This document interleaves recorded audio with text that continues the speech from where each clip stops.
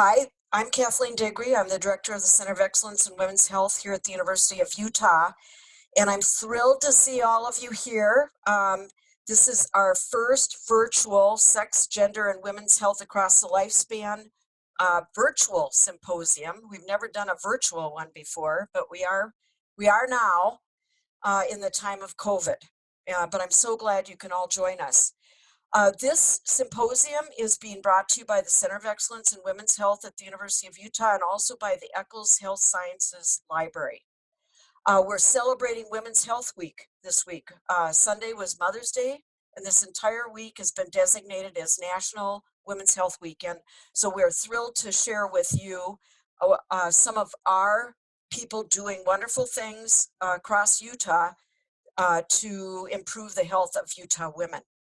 We're going to be highlighting the importance of sex and gender research here at the University of Utah. And for the best experience, I want you all to mute your mics, use the chat function to ask questions. And we've got moderators that are watching the chat to make sure that your questions get answered. Some of our presenters are virtual. Most of them are virtual, but they're here to answer your questions. For the best experience here, you want to minimize your attendee list, and you can be in speaker view. Often the people will have in the upper right-hand corner will be a talking head, will be the person speaking. Visit our posters, which will be presented during the breaks. We're going to have a few breaks.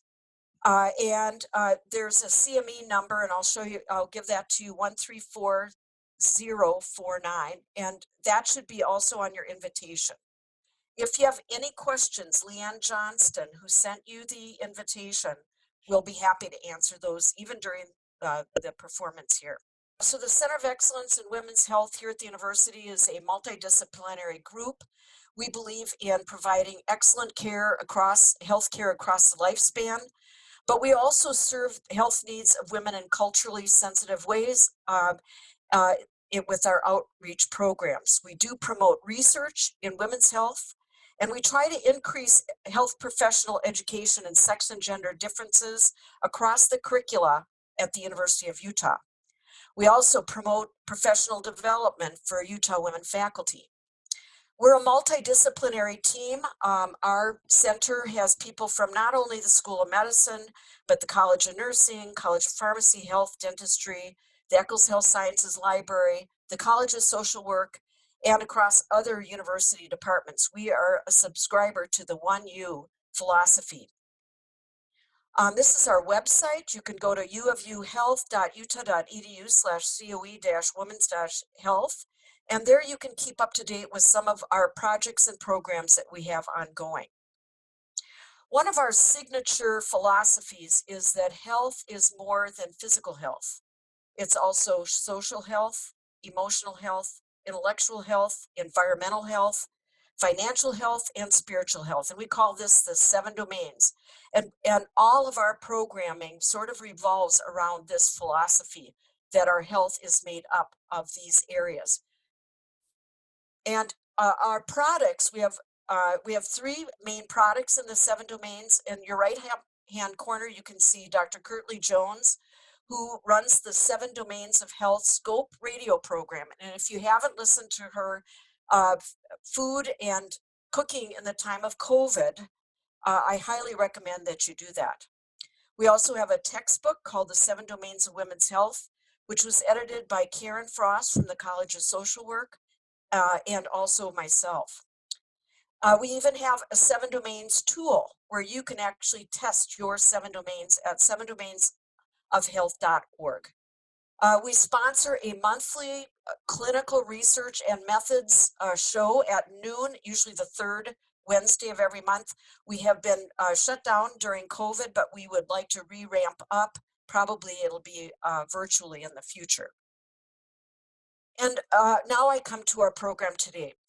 We've had a whole committee that's worked on this program, and we have got just outstanding speakers for you with some keynotes by Dr. Susan Madsen, also Dr. Lisa Diamond, Dr. Annie Fukushima, and also Dr. Marjorie Jenkins. In between, we have data blitzes. We highlight some of the research that's going on with our women's health scholars, both WRHR and BIRCWH. We have some fascinating data blitzes about certain topics in Utah. And I think you're going to find this to be a very engaging program. So this program is not possible with a lot of teamwork. And I first want to thank the Eccles Health Sciences Library team. The director, Catherine Sainer, has just been instrumental in really pushing all of us to do our best work. And we have Nancy Lombardo, Allie Moore, Peter Strohmeyer, and Brian Hull behind the scenes running our program today. And then I want to thank the Center of Excellence in Women's Health Planning Committee for this meeting, including Leanne Johnston, Karen Frost from social worker, Michael Varner from the School of Medicine, Nikki Mahopoulos from Pediatrics, Karen Schliep from Family and Preventive Medicine, Jessica Sanders from OB-GYN, and we've had an abstract review committee that also included Sarah Simonson, and I want to thank everybody for the hard work in putting this program together. Please join us at the Center of Excellence in Women's Health. If you're interested in our mailing list, contact Leanne Johnston at leanne.johnston@hsc.utah.edu. And don't forget to visit the 7 Domains Scope Radio program for wonderful programming in women's health. Now, it's my great pleasure to introduce Dr. Karen Schliep. Today we get to announce that we are embarking on a new adventure, which is a journal, a virtual journal called the Utah Women's Health Review. And I'm going to give over to Karen Schliep to tell us about the journal and how you can participate with our journal. Karen, thank you so much. Thanks, Kathleen. So you can hear me, I hope. Let me know if not. So we have a wonderful lineup for the editorial board for this journal, and it's going to really help us proceed in publishing some great articles. Our senior editors are Dr. Varner and Kathleen Digre, and then we've got this host of associate editors for these 7 domains, including Heidi Hansen and Erica Johnstone for physical health, Dina Ned for environmental health, Joseph Stanford for environmental health, Karen Frost for social health, and Lisa Gren for intellectual health. We have Su-Yin Shin, who is going to be our associate editor for financial health, Kirtley Parker Jones, who will be the AE for spiritual health. And then certainly this team that Kathleen has already introduced, but Leanne Johnston, program coordinator for the Center of Excellence, will be helping us with the submissions. And then, as Kathleen mentioned, Catherine, the executive director of Eccles, we couldn't have done this journal without her backing and support. She actually found some anonymous donor money to help us kind of get this launched. Nancy, who's running the show here, our managing editor, and then Allie Moore has been awesome as our editorial assistant, and she is going to be kind of the front line in communication if you email queries or certainly submitting manuscripts and interacting with the reviewers. So here is our easy URL link, whr.utah.edu. And Peter, whom Kathleen has introduced, was just amazing with the design of this website as well as the logo that Kathleen has already presented. I want to just walk you through different tabs and links that you'll find. As Kathleen mentioned, this is a collaboration between the Center of Excellence in Women's Health along with the Health Sciences Library. Our mission is the UWHR is going to focus on the health of women and on sex, gender differences affecting health across the lifespan. While we focus a lot on Utah, we are not limited to only articles on Utah. Of course, the UWHR articles will cover all aspects of the determinants of health as encompassed in the 7 domains: physical, emotional, intellectual, social, environmental, financial, and spiritual. All manuscripts will be peer-reviewed. They will have DOI numbers for easy digital access and citing. And then our goal in the end someday is to be PubMed indexed. And here's our link for where you can direct queries. And again, we will all be responding, but those will be handled by Allie. So on the link of issues, this is where you're going to find, as of now, we've got these 2 annual reviews that were done in 2007 and then most recently in 2019. But this will be where you'll find from 2020 and hopefully indefinitely and beyond. We'll be publishing not annually, but as articles are reviewed and accepted, they will be on ongoing publishing. And then, of course, we'll have these available in a annual issue as well. Our articles here, you can see these are from all of the articles that have been published and in the order. And Jessica Sanders here is listed at the top. She was the editor for the 2019 annual edition. And then as we are now starting to get articles and publish articles, these will be sort of on a running list here. So here's the submission site. We have the whole team put an awesome guidelines for authors. And this is where you're going to go to either submit a manuscript or what we hope a lot of you on this call will become peer reviewers as well as authors of articles. So this is just one piece of, I don't go through the whole author instruction. Certainly you can pull that up yourself, but this is one exciting part is, as you probably had to do for other journal submissions, we're going to have, we have our own Twitter page, WRHR_journal. Please follow us. But this is also where your articles will be highlighted, and you will have to, have this short 280 characters. It's always kind of fun to try to sum up your work in 280 characters, along with, potentially a figure that will go with that. This is the actual submission where you will have your personal identifier and go through like as you would with any other journal submission. The authors, listing the authors, uploading your manuscript, etc., with the figures, etc. And finally, here is the place that the peer reviewers will go in to submit their reviews. We really, really, really are hoping to get a solid group of peer reviewers. So if you'd like to be a part of the WRHR, please email us here and let us know of your interest in being a reviewer. And it'd be great to also let us know what your expertise or specialty is. And then you can certainly search for articles through this tab, either via keywords, person, date, categories. And then finally, and this is a little bit more about, so one other requirement that we're going to have is that authors will also put in what domain they feel like is best representative of their article, even though, it could be several domains. But each of those domains will be listed on this link where you can get more information and better understand these different domains, as well as our guidelines, submissions, editorial board. And then, of course, we have the WRHR journal permissions. This is going to be copyrighted, so your articles are safe. At the same time, if you'll want to reuse, let's say, figures, you'll want to contact the editorial board for permission. So we look forward to receiving your articles. Sorry, that got cut off a little bit, but and having you as a peer reviewer. And again, please follow us on Twitter so that you can kind of get updated on our soon-to-be publications that are going to be coming out this year. Thanks. Great. Thank you so much, Karen. That's just super.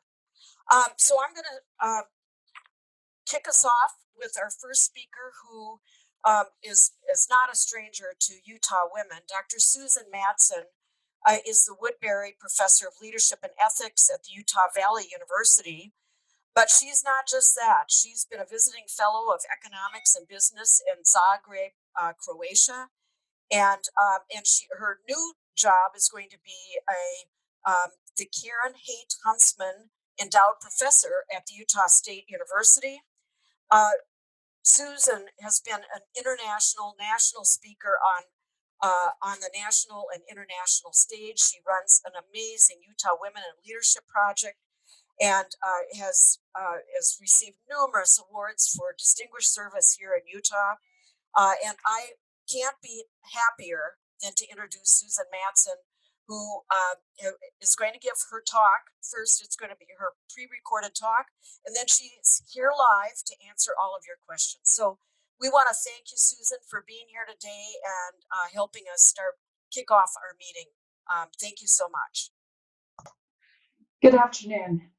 It's good to have some time with you this afternoon to really give you an update from the research we've been doing at the Utah Women in Leadership Project for many years. This presentation today is called The Status of Women in Utah, Education, Leadership, and Wellbeing.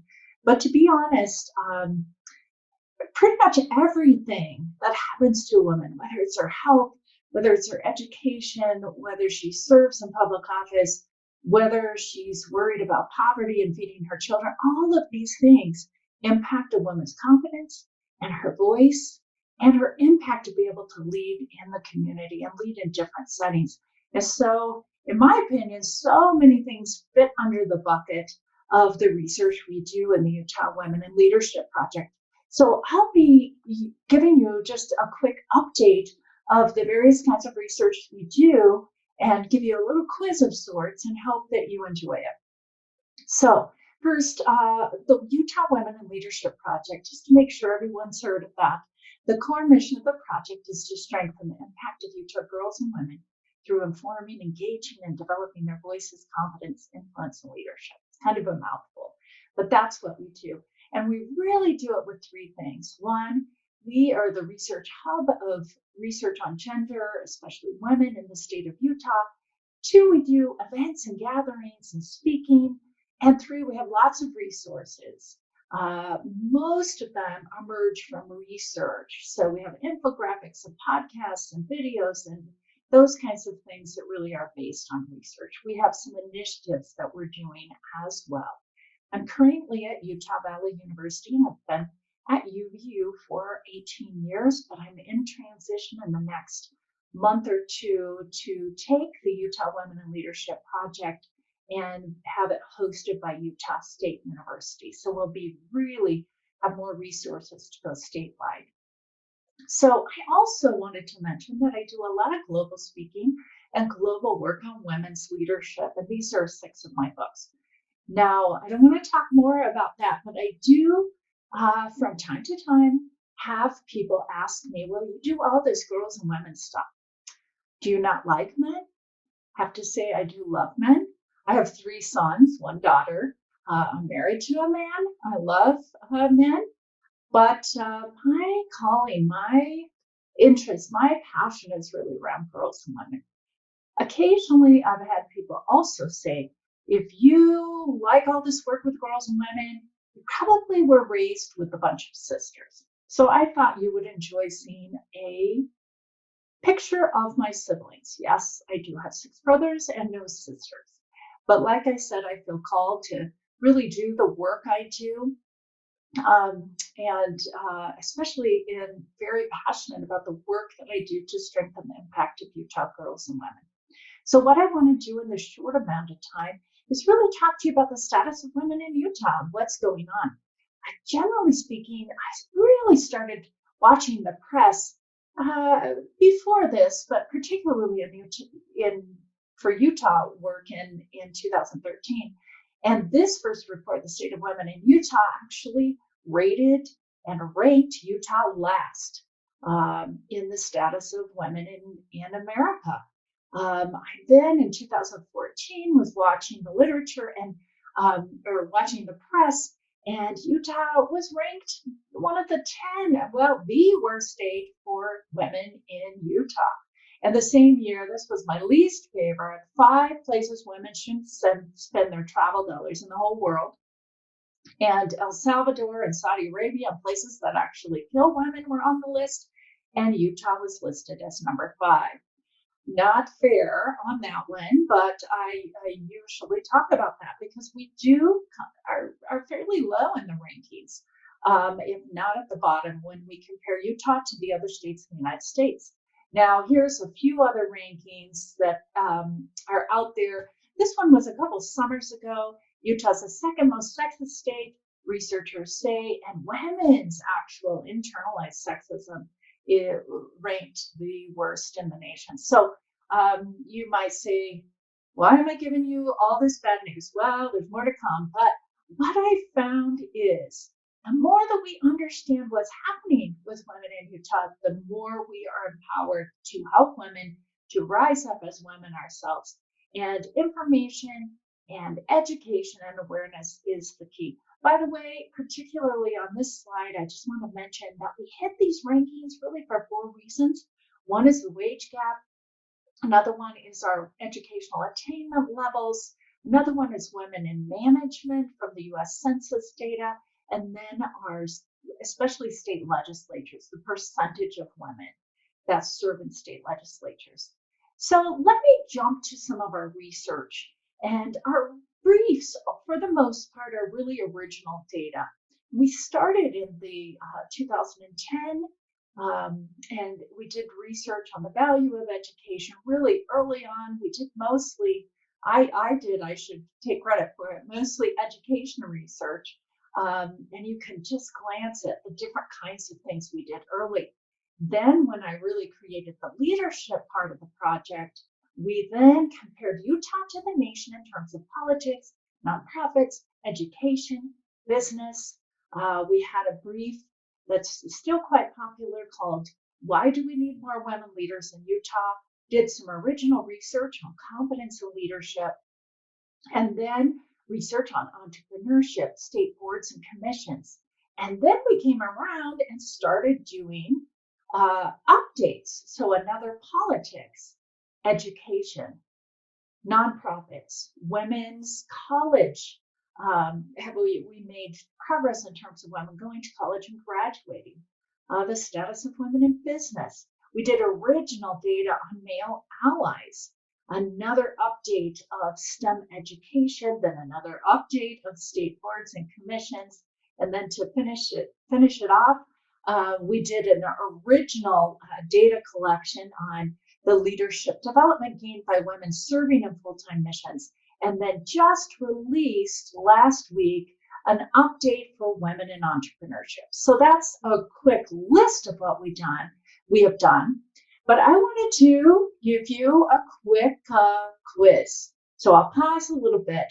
But how do you think we're doing in terms of Utah compared to the nation on women in politics and these other things? So let's go one by one. So what we found, especially since we've done updates in 3 or 4 years, in terms of politics, actually, we are down quite low from the nation. But between the two briefs that we did, we found some slight progress.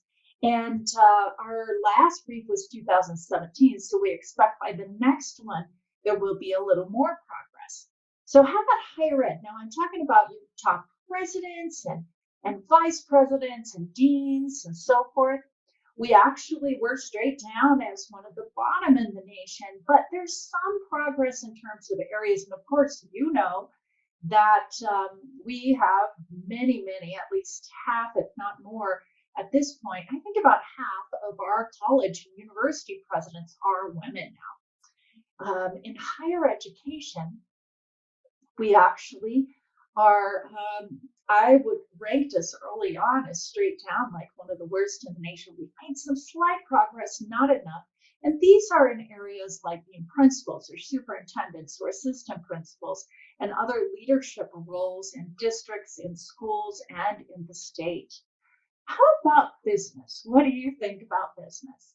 So we've done 2 briefs, and these are like women in the C-suite, top business leaders, as well as corporate boards.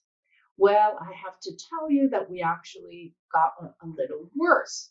I hate to report that, but I think it's related to trends of more tech companies coming to Utah.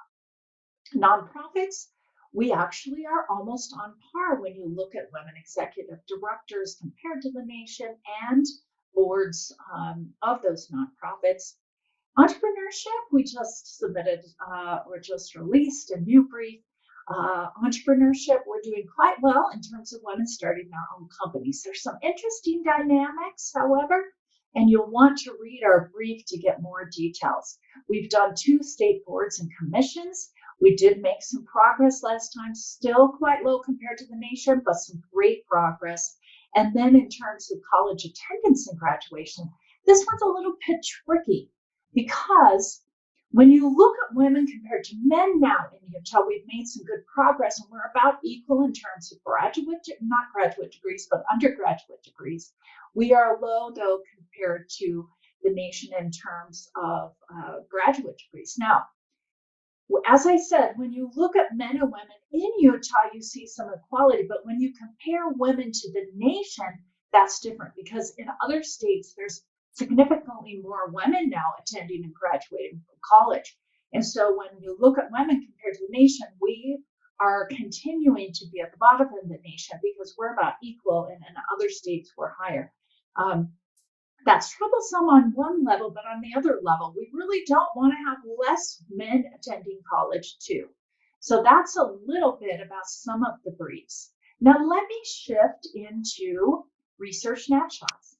So the first set of research snapshots, and I won't go through the results on all of these, I just wanted to put them out, is we were really exploring in depth why more women weren't going and graduating from college. And these are each 2 pages that explain that. Now let me jump into our more current snapshots. Voting and civic engagement was the first one we did in 2016, and then we just did an update in 2019 of this. Let me give you a little background. It's interesting. Think about where we're at compared to the nation in these areas. First of all, civic engagement, we are quite high in terms of volunteerism for women in the state of Utah. What we're lower, however, is in serving and volunteering at those top positions, like in both state boards and commissions and other things. In terms of voting, man, that's an interesting thing for the state of Utah. In 1992, and you know our history of the suffrage and how many women really stepped forward and meant to support them in getting the right to vote. But in 1992, we were actually the top, the first in the nation in terms of women voting. But by 2006, we had dropped to last place in the nation for the percentage of women voting. 2012, we were moving up to 34% or 34th in the nation. And the exciting thing is in 2018, we ranked as 11th in the nation. So there's some interesting dynamics with that, but some good news that we're re-engaging our women, at least in the voting area. Now you might think, what are we doing in terms of poverty? How do we compare to the nation? Actually, each one of these we have a report on, but we are a little bit better than the nation. Across the nation, about 14% of women are living in poverty. We're about 10%, but that's still a lot of people living in poverty. And if you are a single mother in the state of Utah, 40% of you will be living in poverty. Sexual assault.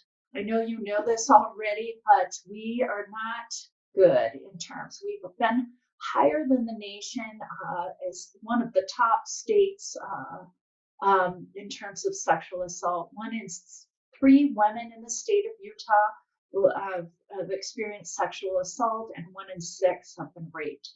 And this is just unacceptable. But there's more in our report with this.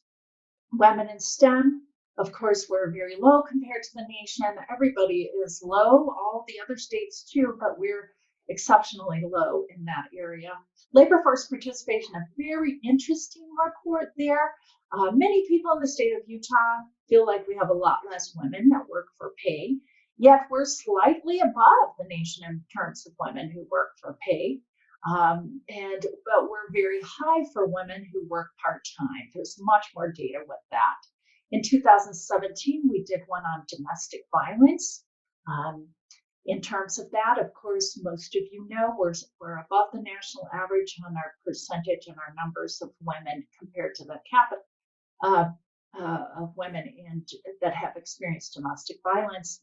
Mammography, we have another brief on that and our snapshot on that. And by the way, every one of our snapshots, we get reviewers who are experts in the field to make sure we didn't miss any of the literature. So these snapshots are secondary literature review. They're not initial primary. So we go to the sources, the census data, the reports from nonprofits, the government reports, and all kinds of reports to get our data. Mammography, there's some interesting elements. Some of the data is hard to look at, but generally speaking, we are not as good as the nation on that and have some work to do. Now I have to say that here's where we shine. I'm being facetious there. plastic surgery, cosmetic surgery.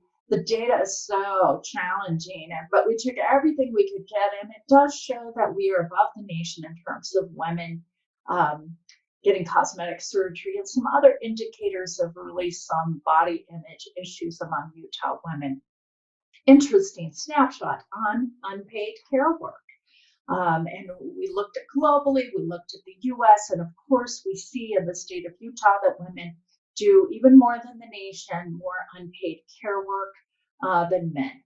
And no guess, I'm sure you can guess the gender wage gap. We have, I believe one of the latest reports said, I have to say that we could always say Wyoming was worse than Utah, but one of the latest reports says that Wyoming is now a bit better. So we have a wide pay gap, one of the widest, if not the widest, in the state, in the United States. And then we have Utah women in mental health. And if you're interested in health issues, I know you know this as well, but we do have high levels of antidepressant use and writing and some different things on our real struggles with mental health or postpartum depression and so forth. We've got some interesting dynamics. You will want to definitely read that snapshot if you haven't already.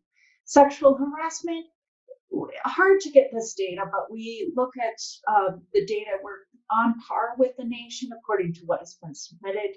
And then we have a great snapshot on child care.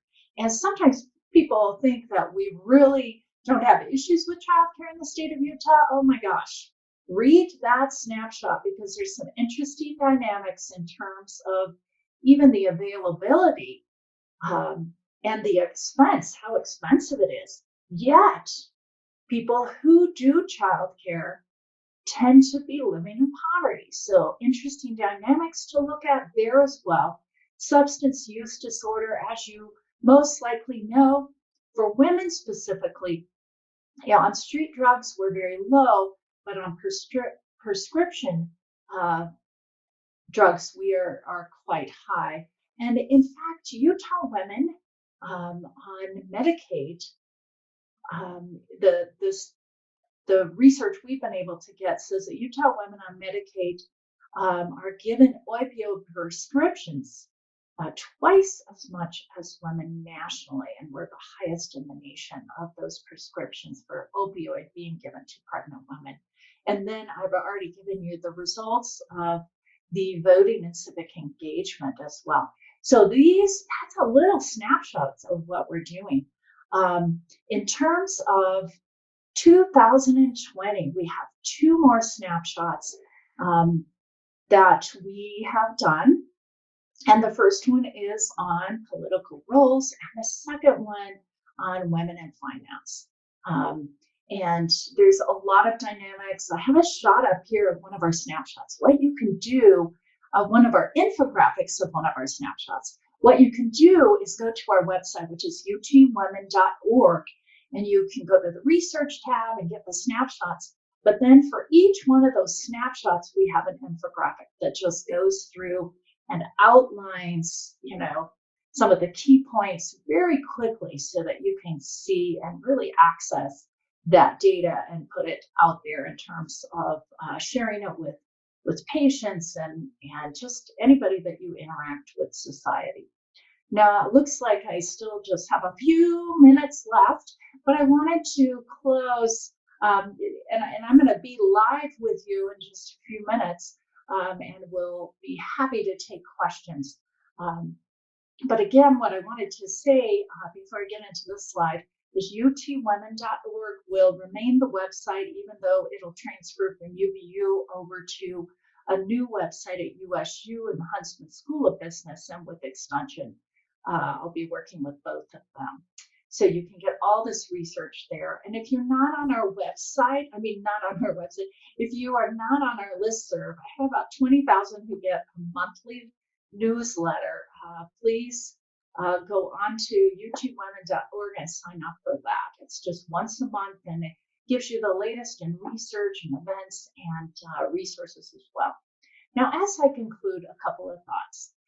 Deep and complex work, I have this slide entitled that. gender is a deep and complex issue, and understanding deeper issues around gender is so important to really be able to change, um, lead social change.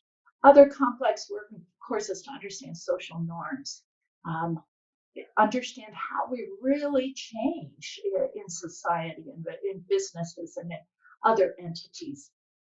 Other complex work relates to women and gender as it connects to our internal barriers of confidence and the way we're socialized in terms of that, but also external barriers, the social norms, the processes and systems that are in place in society, in our legislature, in businesses, and so forth. There's this connection and complexity between understanding and helping women strengthen their confidence and also fixing and try to strengthen those social, help those social norms and really change the processes and systems that are very gendered. And then the last one, the complexity between genetics and socialization and choice as well. All of this is quite complex. We hope that our research, the briefs and the snapshots, and we actually have some other kinds of research as well that you can find on the website. And we also have a page that has every research piece that we've ever found or reporting of research that mentions Utah. So not just our own, but others as well. So as I conclude, I wanted to mention that one of the elements, and this has come up in so many studies, when you look at genetics and socialization and choice and so forth, what the research is telling us is that because of especially the socialization piece, men are much more likely to step forward if they feel like they have about 50 to 60% of qualifications, while women, it's about 90 to 100%. But what's interesting is women tend to need about 30% more than men, someone to tap them on the shoulder. And what I mean by that is, women we don't think we're prepared to put in for that promotion or run for public office or just step forward to a new opportunity unless someone taps us. And I will tell you, I tapped strongly about 10 women in the last election, and all 10 ended up running. And I believe 6 or 7 of them actually won, and I was very pleased with that.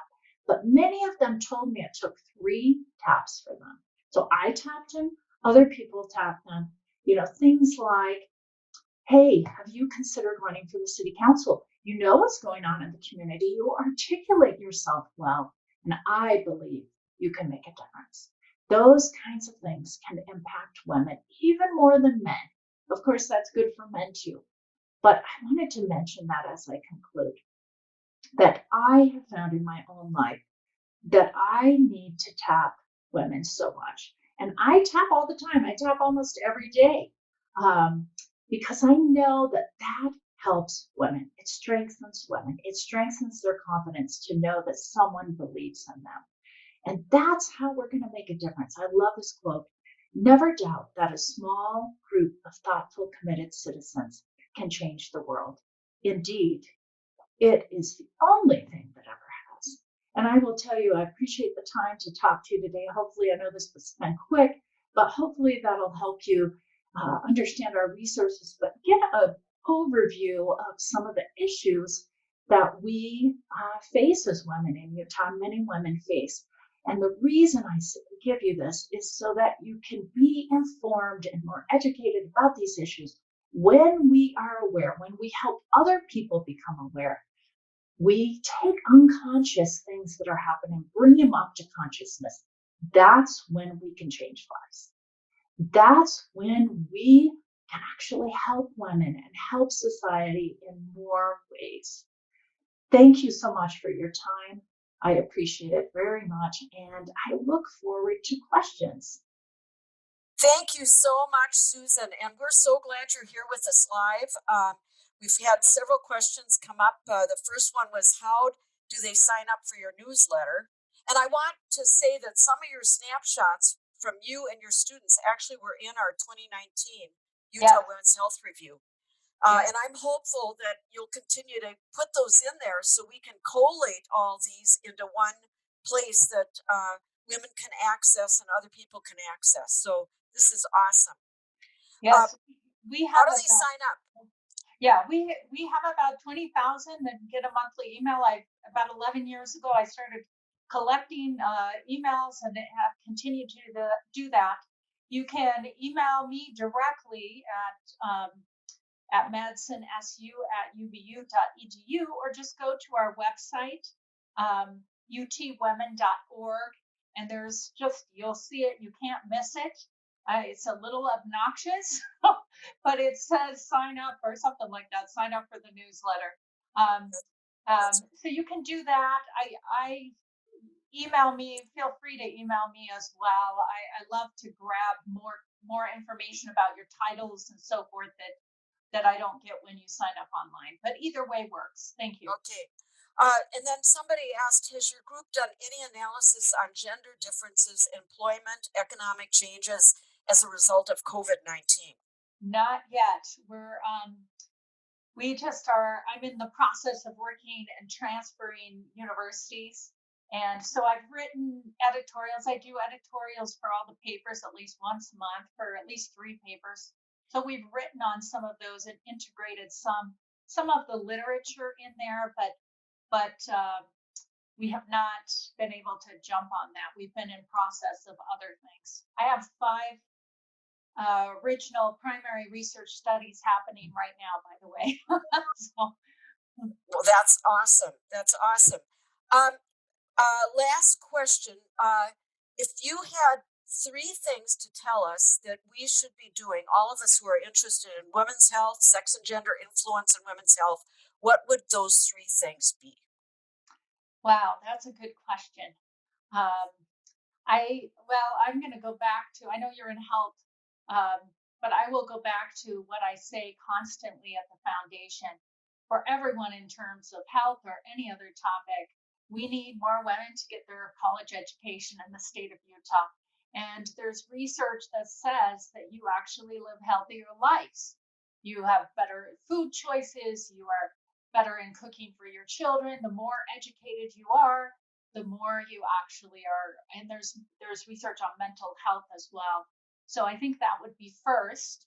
And I guess the second one would be, going back to what I said at the end of that video, is the more, even if we're educated for college, the more we're informed about this wholeness, this whole piece, women in finances, women in health, women in economics, and those things, the more we can be helpful for women in all settings, including in the health care settings. So, and 3, I think that would be, I have so many women tell me, even women in high positions, tell me that they don't feel like they're leaders. I had a whole bunch of high school counselors tell me, we're not leaders. And I just say, that's just crap. You are a leader. You are. And so no matter what, that's my swear word, crap. That's as rough as I get. But what I have found is so many women in Utah do not have that leadership identity. And but everyone on this call, and I get a little teary-eyed, every single one of us are leaders. And when we use our voice, and when people are watching us, people of all ages are watching us. So if we don't see ourselves as leaders, we need to do that. We need to strengthen that leadership identity. Those 3 things would be my recommendations. Those are perfect. They go right along with our 7 domains of health. Exactly. So thank you so much. And thank you, Susan, for being here and all your support for women in the state of Utah. And it's my great pleasure now to introduce Dr. Michael Varner, who's going to introduce our scholars. Dr. Varner. Good afternoon. I'd like to welcome everybody to this virtual symposium as well. When I started medical school almost 50 years ago, medical research and academic institutional priorities a lot different than what they are now. There were a lot fewer serious researchers. Research was nowhere near as expensive. The subspecialization process was really just starting, and there was a whole lot less pressure on clinical faculty for financial productivity. Fast forward to today, and research is a lot more expensive. Competition for research funding is greater, and that's I think particularly true for aspiring clinician scientists who've have completed a number of years of clinical training, but little or no research experience, and who are then competing for research funding against people who sign their name PhD or else who've successfully secured funding for some number of years in advance. So along the line, I've been reviewing grants for a long time, and some are just bad, but many of them are quite good, but just aren't quite good enough to get funded. And so the question comes up: well, how do you ensure that our young research faculty who are interested in women's health and sex and gender differences have the best possible chance to obtain and retain funding for their research ideas? And fortunately, the NIH, and in particular NICHD and the Office on Research in Women's Health, about 20 years ago, had the good sense to start a couple of institutional career development awards that were designed to increase the pool of researchers that were focused on women's health. And this institutional career development award is an award that's given to a department or institution who can then fund some number of scholars for further research training, with the intent being that they would then be able to successfully compete for major research funding awards on their own. In NIH parlance, these are called K-12 awards. I have no idea why they picked that designation, but that's what it is. And there are two of these. One of them is called WRHR, which is Women's Reproductive Health Research. It's just for junior obstetrician gynecologist clinical researchers. And the other is called the BIRCWH, which is Building Interdisciplinary Research Careers in Women's Health. It's multidisciplinary. It's for junior faculty who are interested in, again, conditions that are unique to women or that for which there are clear sex and gender differences. I'm happy to report that the OBGYN department at the University of Utah has the current good fortune of having both of these awards, and it's my honor to introduce both of our WRHR scholars and two of our three BIRCWH scholars. The third, Jessica Sanders, just had a baby a few weeks ago, and so we're giving her time off for that. We've asked each of them to prepare and record a 7 to 8 minute presentation, and then to be available at the end for questions. And as junior researchers, they've actually done a pretty good job of complying with the 7 to 8 minute requisition. So what I hope we can do is go through the 4 presentations, and then we'll use what time we have at the end for questions. I would add that all of the scholars and their titles are in the agenda that Leanne sent out last night. And for anyone who may have registered late, please email Leanne, and she can get you a copy for that. And I'd also ask the presenters to, again, please stand by for questions and comments at the end of the session. One last comment: Leah Owen, who's a pediatric ophthalmologist, actually is Thursday afternoons are her scheduled clinic time, and with this opening up from red to orange this week, she's actually in the OR this afternoon and may not be able to join us for questions.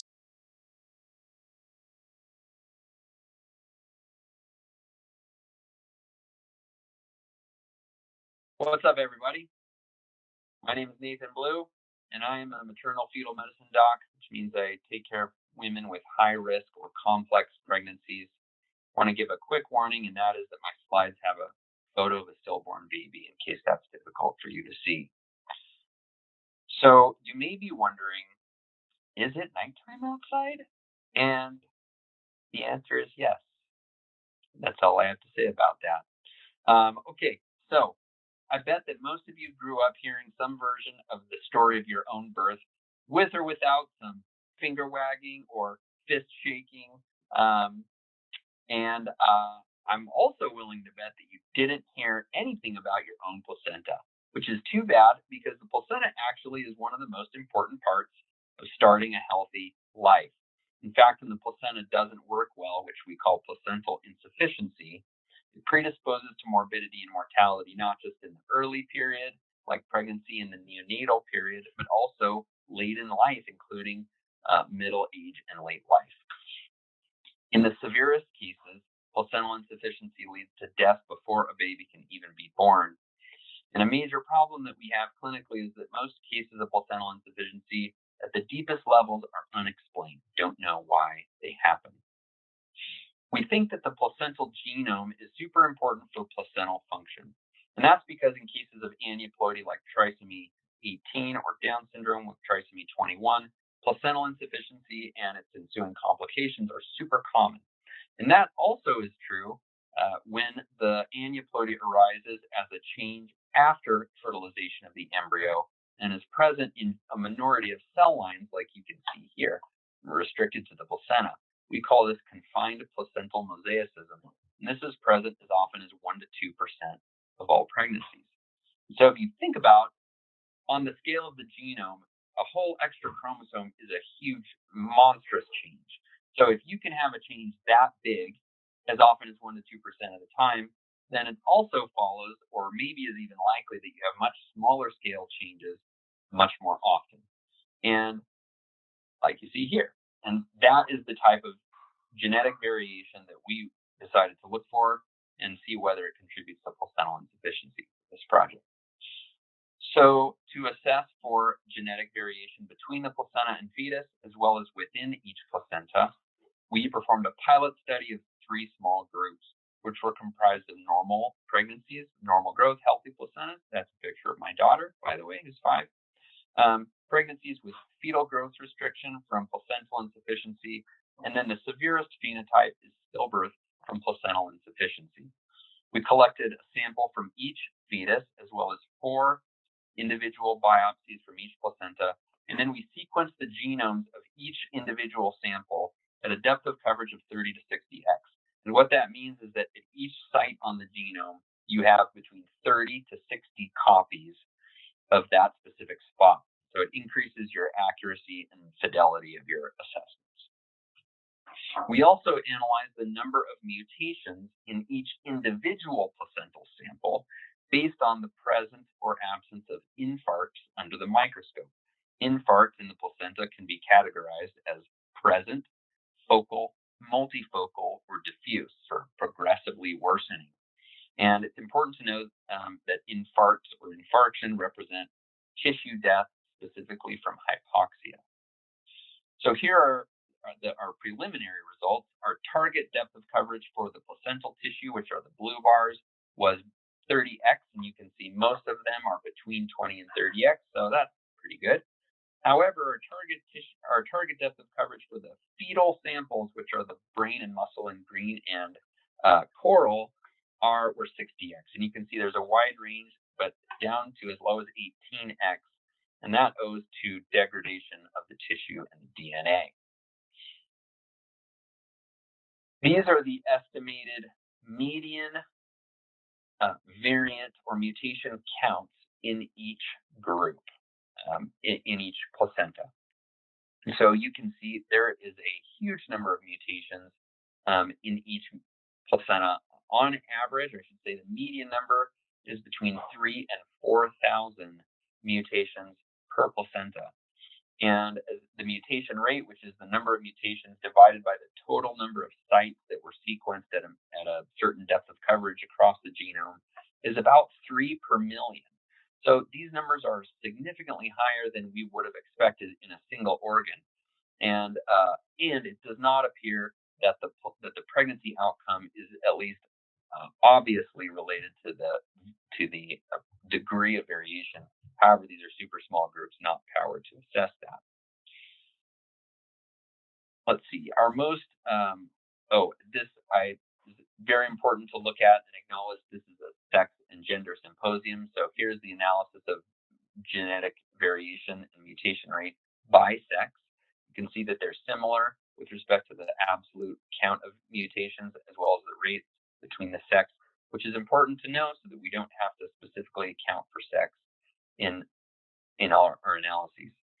So I think this was our most impressive and stunning finding, and that is that in samples with diffuse placental infarcts, there was a significantly higher degree of mutation than in other samples with lesser degrees of infarction. Make sure I feel like I'm forgetting something.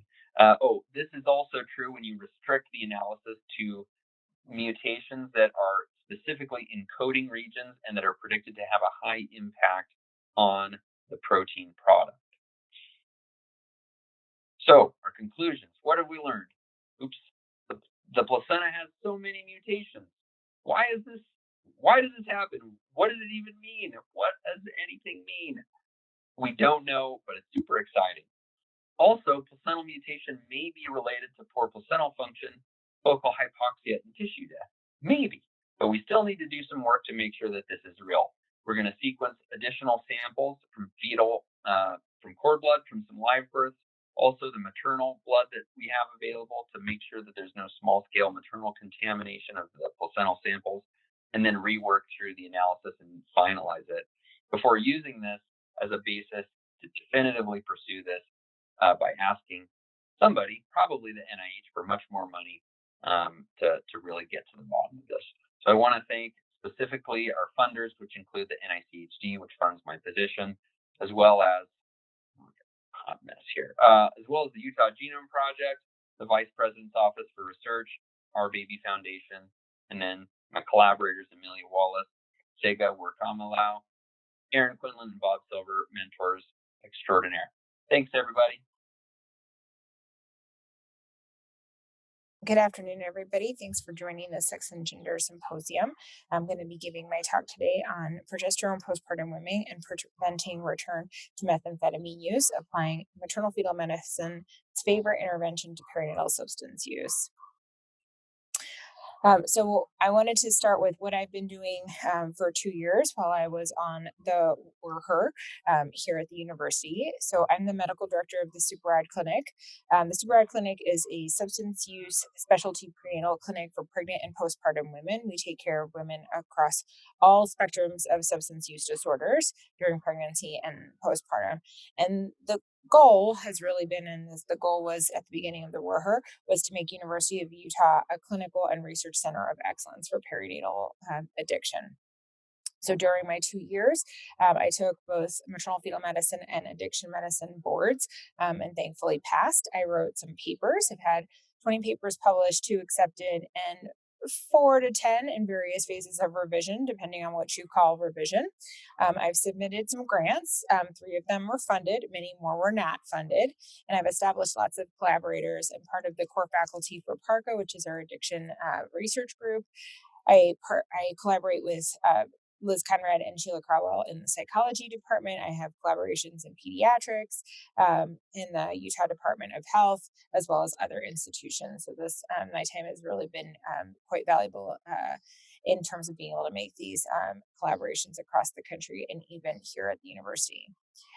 So what we've been doing in Super-Rad in terms of studies, we applied to the CCTS and received funding to do a multi-site study, studying the models of care for pregnant women with opioid use disorder. We were selected by the CDC as a site for MATLINK, which is a maternal infant dyad prospective cohort study of these dyads that are affected by opioid use disorder. We are also a site for the MOMS trial, which is a clinical trial as part of the NIDA clinical trials network for pharmacotherapy for pregnant women with opioid use disorder. We are also a site for the CDC randomized control trial for Optimum, which randomizes pregnant women with opioid use disorder to a patient navigator. A state initiative that's funded is SuperAd Price. That's a perinatal opioid use education initiative and enhanced prenatal care in Carbon and Emery County. Myself and Jerry Cochran are involved in that, as well as Banu Muniapa. And then CPAST is a cord prevalence study that we are collecting anonymous cord samples across the entire state. That is also funded by the state. And then my Utah Public Population Database project is prescription patterns to pregnant women, contemporary patterns in Utah, and that is funded by the WRHR. So those are some of the projects that we're working on currently. So now what? So now I'm working on the new kid in town, which is methamphetamine. So methamphetamine use has steadily increased in the past decade. Utah is one of the highest states for methamphetamine use by women. We rank in the top, certainly in the top quartile for methamphetamine use among women. And methamphetamine use is certainly a Western problem, as you see on the map on the right. We wrote a paper about pregnancy-associated death in Utah, and a quarter of women used methamphetamines that were associated with their death. Most women in this cohort that died, either in pregnancy or year postpartum, were using either opioids or some combination of other drugs or medications, and methamphetamine, like I mentioned, was a quarter of the women. So there's an interesting study. So when we talk about meth, we need to think about kind of how the course of pregnancy and substance use. And I think about it a lot, but just as an introduction, that most women will achieve abstinence in pregnancy from at least one substance. And it's really 83% of women. But that likelihood that women are also very likely to relapse to at least one substance postpartum. And part of that is thought to be a sex-related difference between men and women, that estrogen has so I'm going to review a little bit of hormones. So estrogen has some dopamine enhancing effects, and it enhances the reward and reinforcement felt by women. Progesterone decreases the response to stress and anxiety and aggressiveness, and is associated with higher levels or associated with fewer addictive behaviors. And allopregnanolone, which is a metabolite of progesterone, acts much like GABA A, which acts a lot like Valium or alcohol in your brain and can dampen a stimulant effect. So the role of micronized progesterone, which metabolizes into allopregnanolone, has been looked at in a group in Yale where cocaine is much more prevalent, and they randomized 50 postpartum women with cocaine use disorder who had achieved abstinence in the last month of pregnancy, and they randomized them to 100 milligrams of micronized progesterone, which is a medication that is very cheap and very readily available and well tolerated, or to placebo. And their primary outcome was self-reported drug use or positive urine toxicology. And what they found was that the women that were in the placebo group had an increased likelihood of using cocaine per week for the 12 weeks that they were enrolled. And women in the placebo group were more likely to relapse more quickly than women in the progesterone group. So I'm going to be submitting in a month an R21, and we're going to be we're going to be proposing a double-blind placebo-controlled randomized controlled trial of micronized progesterone among postpartum women, so similar group, but to prevent return of methamphetamine use. We don't have as much cocaine use here in the West, but we certainly have a lot of methamphetamine use. We're proposing to randomize 58 women to a slightly higher dose of 400 milligrams at 200 milligrams twice daily, or placebo, and will include women with opioid use disorder in remission. Our hypothesis is that women who are randomized to the progesterone group will be less likely to return to methamphetamine use and have increased time to return to use compared to placebo. Our secondary aim is going to be to look at serum allopregnanolone concentrations and methamphetamine cravings in the control and treatment group. So we'll be collecting serum hormonal levels obtained at delivery and every other week up to 12 weeks postpartum, and collecting methamphetamine cravings as measured by a stimulant craving questionnaire. And the hypothesis here is that the women with higher serum allopregnanolone levels will have lower methamphetamine craving scores, and this gets a little bit at mechanism. So again, the progesterone, we joked the title of this talk was because we as MFMs like to use progesterone in all different forms. And so it's certainly not something that for MFMs are not used to doing. We do this a lot. And the goal continues to be to make University of Utah the clinical and research center of excellence for perinatal addiction. I'd like to thank my mentorship team, Mike Varner, Bob Silver, Adam Gordon, and Gerald Cochran, certainly the WRHR, the PARCA team, the SuperAd team, and Jasmine Charles, who co-runs and has co-founded the SuperAd Clinic with me. Thank you very much for your attention. Good afternoon. I'm excited to speak to you all today about my work here at the University of Utah as a BIRCWH scholar. My talk today is entitled Modeling Protection Through Preeclampsia. I don't have any relevant financial disclosures. And we'll begin today with a brief introduction to preeclampsia, as I know many in the audience will be familiar with this condition. It's typified by hypertension in pregnancy, correlating with end organ damage. We don't understand the full risk and pathogenesis of this condition, but know that it has a clinically significant impact, affecting approximately 10% of all pregnancies in the U.S. And it is detrimental to both the mother as well as the developing fetus, given the resultant placental insufficiency, compromised blood flow, and therefore delivery is indicated many times for the health of both the mother and the infant, and it is viewed as the only cure for preeclampsia. We've detailed many negative aspects of this condition, so it's hard to imagine how preeclampsia could be protective, but work beginning in the late 1990s and early 2000s, which has subsequently been validated, began to show us that infants born to mothers in the setting of preeclampsia demonstrated less risk for an ocular condition called retinopathy of prematurity than infants born at the same gestational age but to women without preeclampsia. The reasoning for this is not entirely clear. Understand this association better, we'll now discuss what retinopathy of prematurity is. And it's characterized generally as an abnormal development of retinal vasculature. It accounts for up to 40% of childhood blindness worldwide. And as you can see here at the top, these are pictures of infant retinas. You can see blood vessel structures, and you can see that they don't extend to cover the full tissue area that is pictured. And essentially, retinal blood vessel maturation is incomplete at the time of preterm birth because this typically does not complete until about 40 weeks gestational age.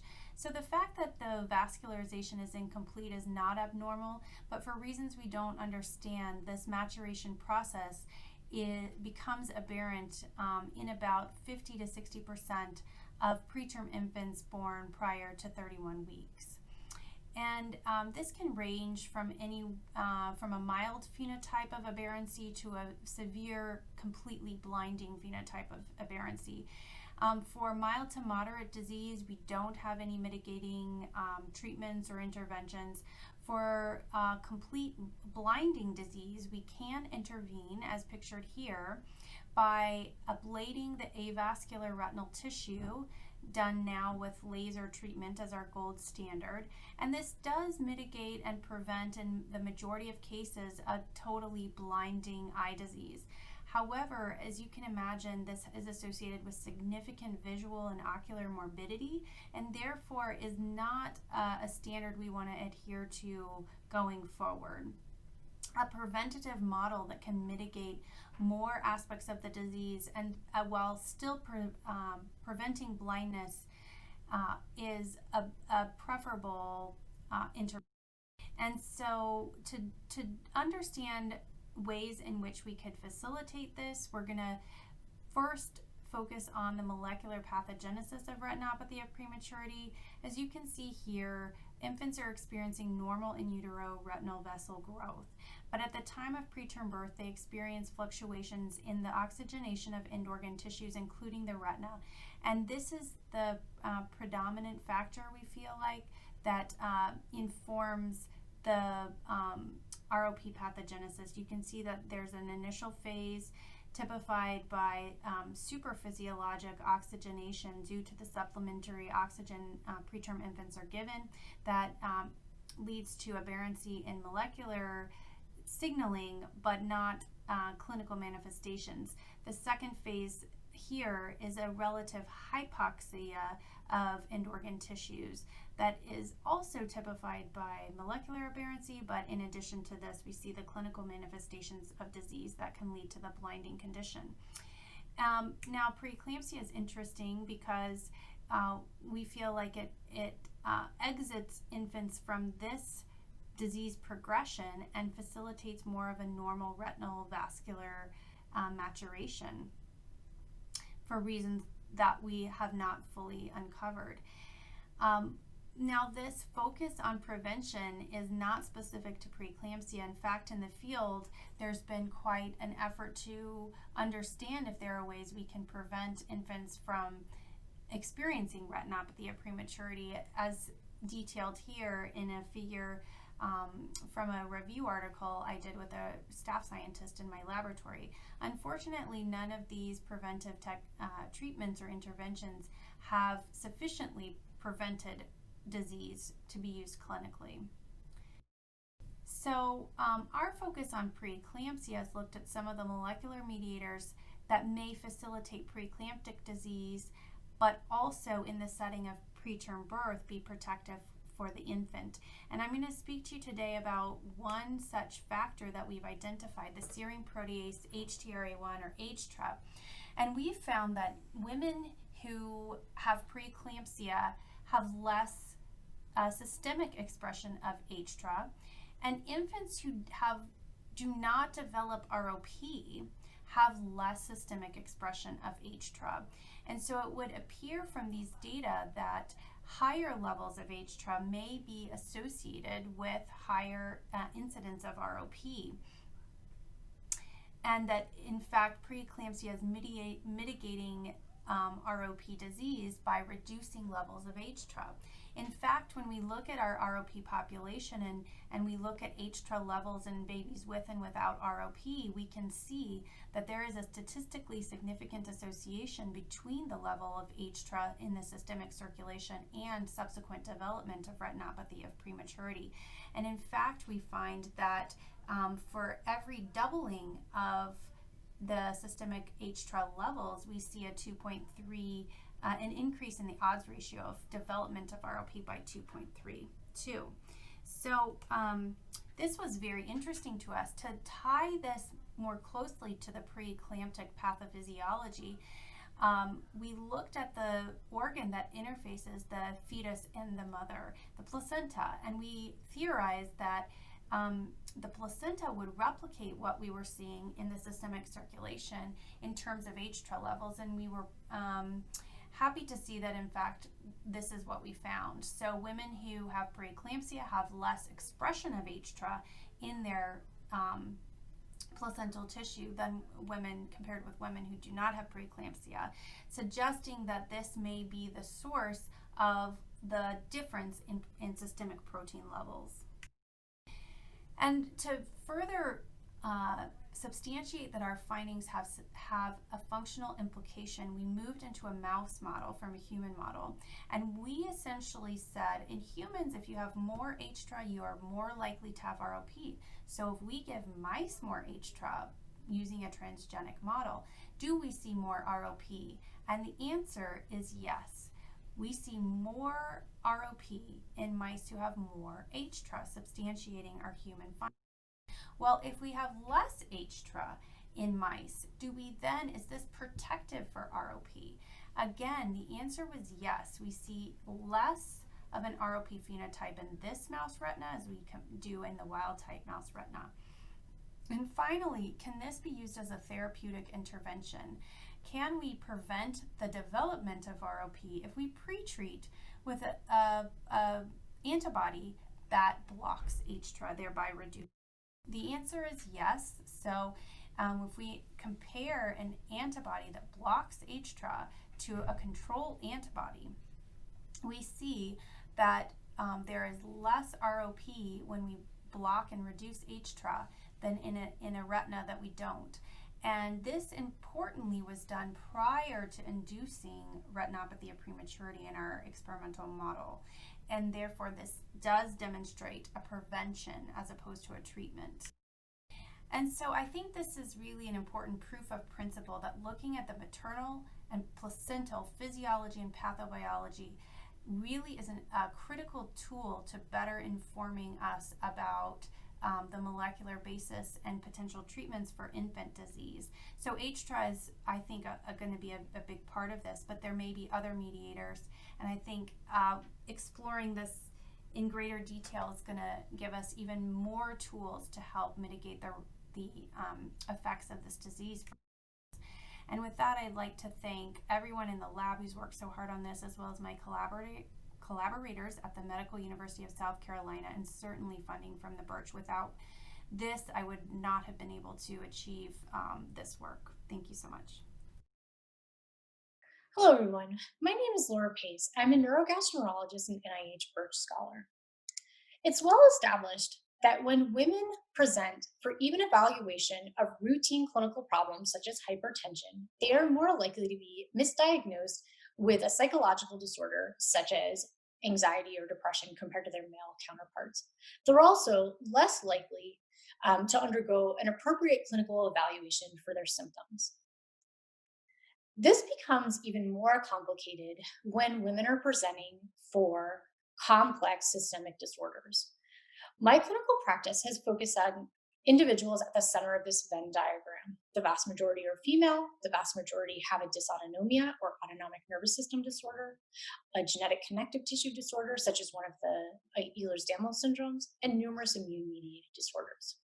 These patients are often dismissed by the medical community due to the complexity of their disorder.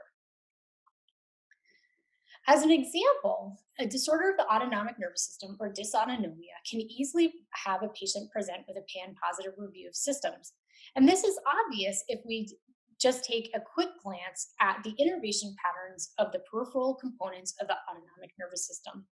The autonomic nervous system, which functions to respond to stress, both physiological and emotional stress, controls things from pupillary dilation, to salivation, to sweating, to vascular dilation, gastrointestinal function, and bladder function. And therefore, it's very easy to understand that someone with a dysautonomia could very easily have a pan-positive review of systems. However, when these patients are female, they're much more likely to be diagnosed, again, with a psychological disorder, rather than undergo an appropriate evaluation for a potential dysautonomia. POTS, or postural orthostatic tachycardia syndrome, is a common dysautonomia affecting 1 to 3 million people residing in the United States. It disproportionately affects females, with 90% of individuals diagnosed with POTS being female. 20 years ago, the average time to diagnosis was 6 years. Today, we're not doing much better because the average time to diagnosis is 5 years. 75% of individuals are misdiagnosed prior to the appropriate diagnosis. 34% of individuals actually have to propose that they may have POTS to their clinicians before they undergo an evaluation.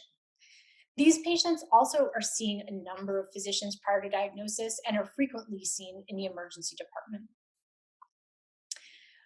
And remember that this is a disorder that 90% of people with the diagnosis are female, and yet females are waiting on average 2 years longer than their male counterparts.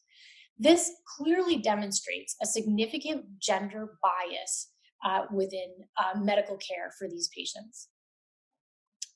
Again, This becomes even more complicated when you add on other disorders, including the rare genetic connective tissue disorders of the Ehlers-Danlos syndrome. Approximately 1 in 5,000 individuals worldwide have the hypermobile form of Ehlers-Danlos syndrome. And these individuals have a very significant varied phenotype. So this young woman has a diagnosis of hypermobile Ehlers-Danlos syndrome. She also has a dysautonomia, and she has an immune-mediated disorder.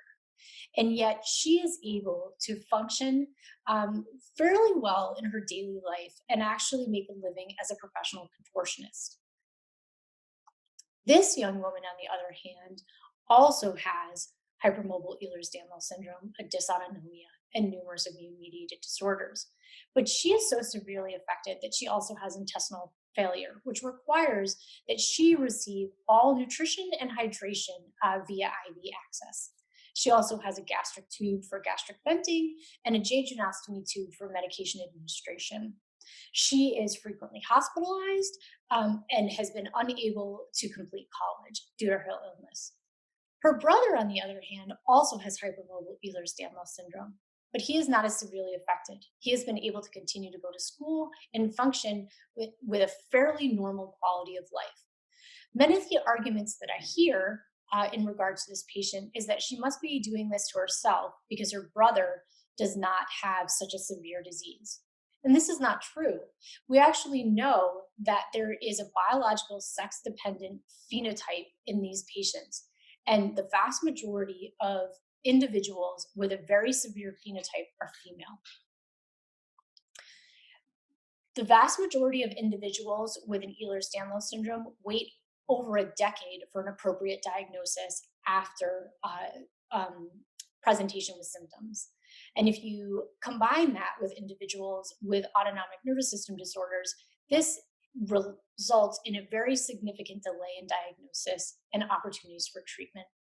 Therefore, at the University of Utah, we formed the Ehlers-Danlos Syndrome's multidisciplinary clinic to help improve diagnostic rates and care for these patients. The team that we assembled included Dr. Douglas Ball, a medical geneticist, myself, Dr. Michael Green, a physiatrist, Dr. Stephen Trapp, a clinical psychologist, and Brad Jensen, a very talented physical therapist. Over the last 18 months, we saw approximately 65 patients. The vast majority were referred for evaluation of hypermobile Ehlers-Danlos syndrome. We were able to confirm this diagnosis in nearly half of the individuals.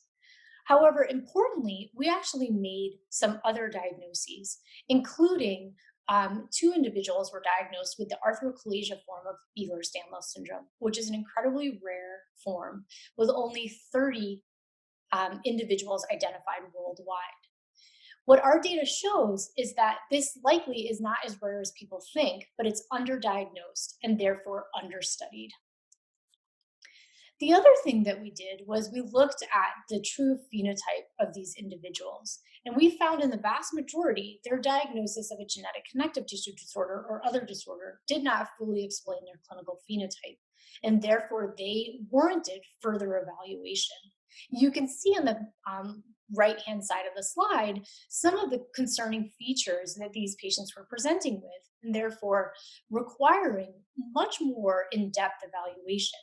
However, nationally, there has been a trend to dismiss patients with suspected or diagnosed Ehlers-Danlos syndrome due to the thoughts that there are very little that we can do about this disease process.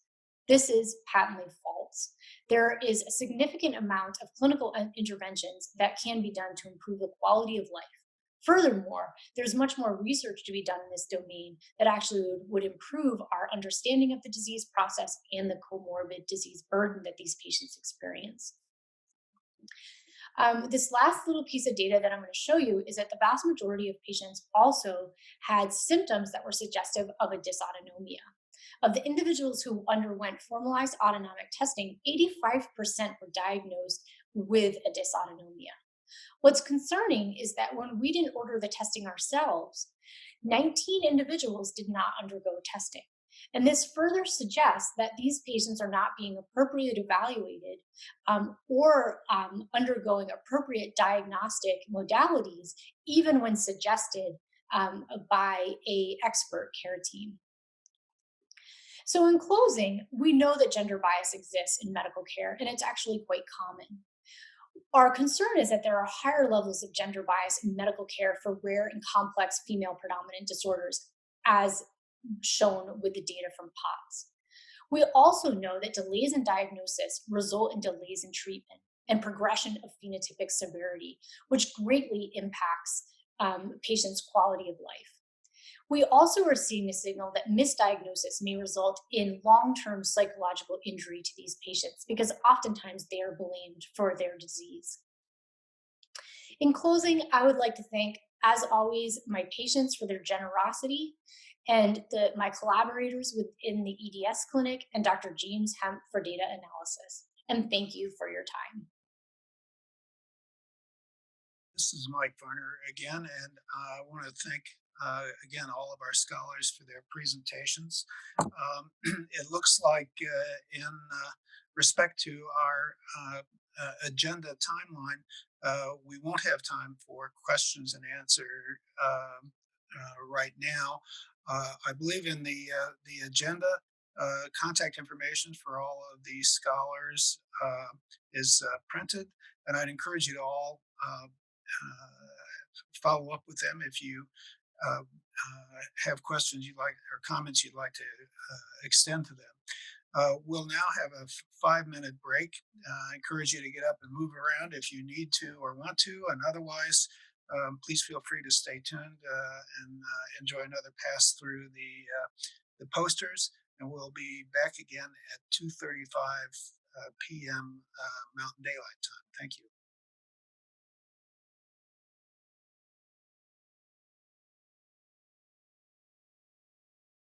All right, hello everyone. I'm Nikki Mihalopoulos. I'm an associate professor in the Department of Pediatrics and the chief of the Division of Adolescent Medicine.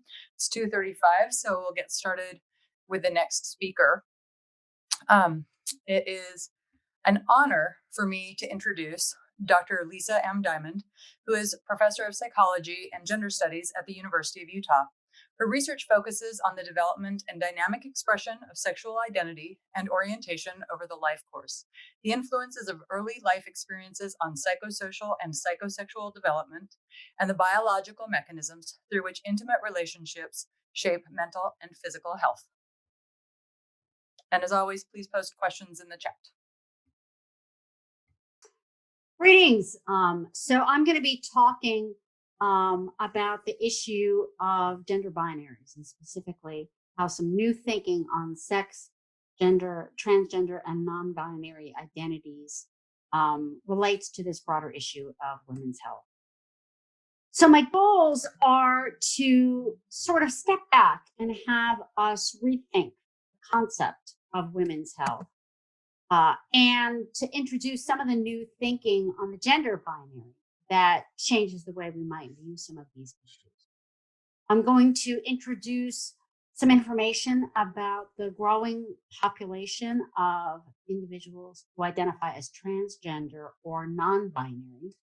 And I'm going to talk about why they pose some important questions that raise implications for the broader objective of gender inclusive approaches to health.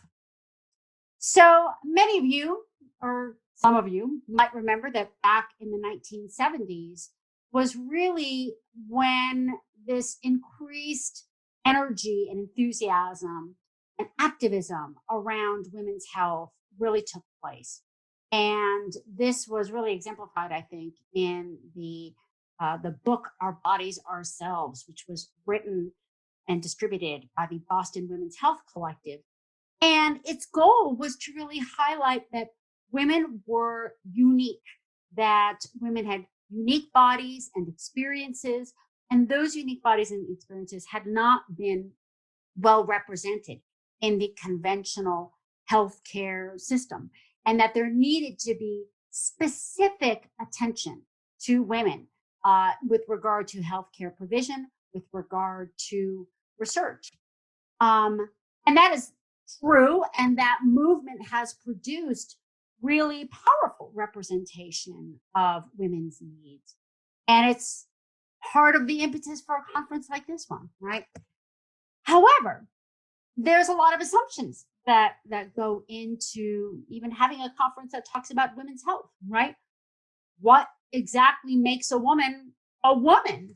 Are we talking about physical characteristics? Is it that we're talking about people who have breasts and ovaries and estrogen and a uterus and eggs and a vagina and follicles?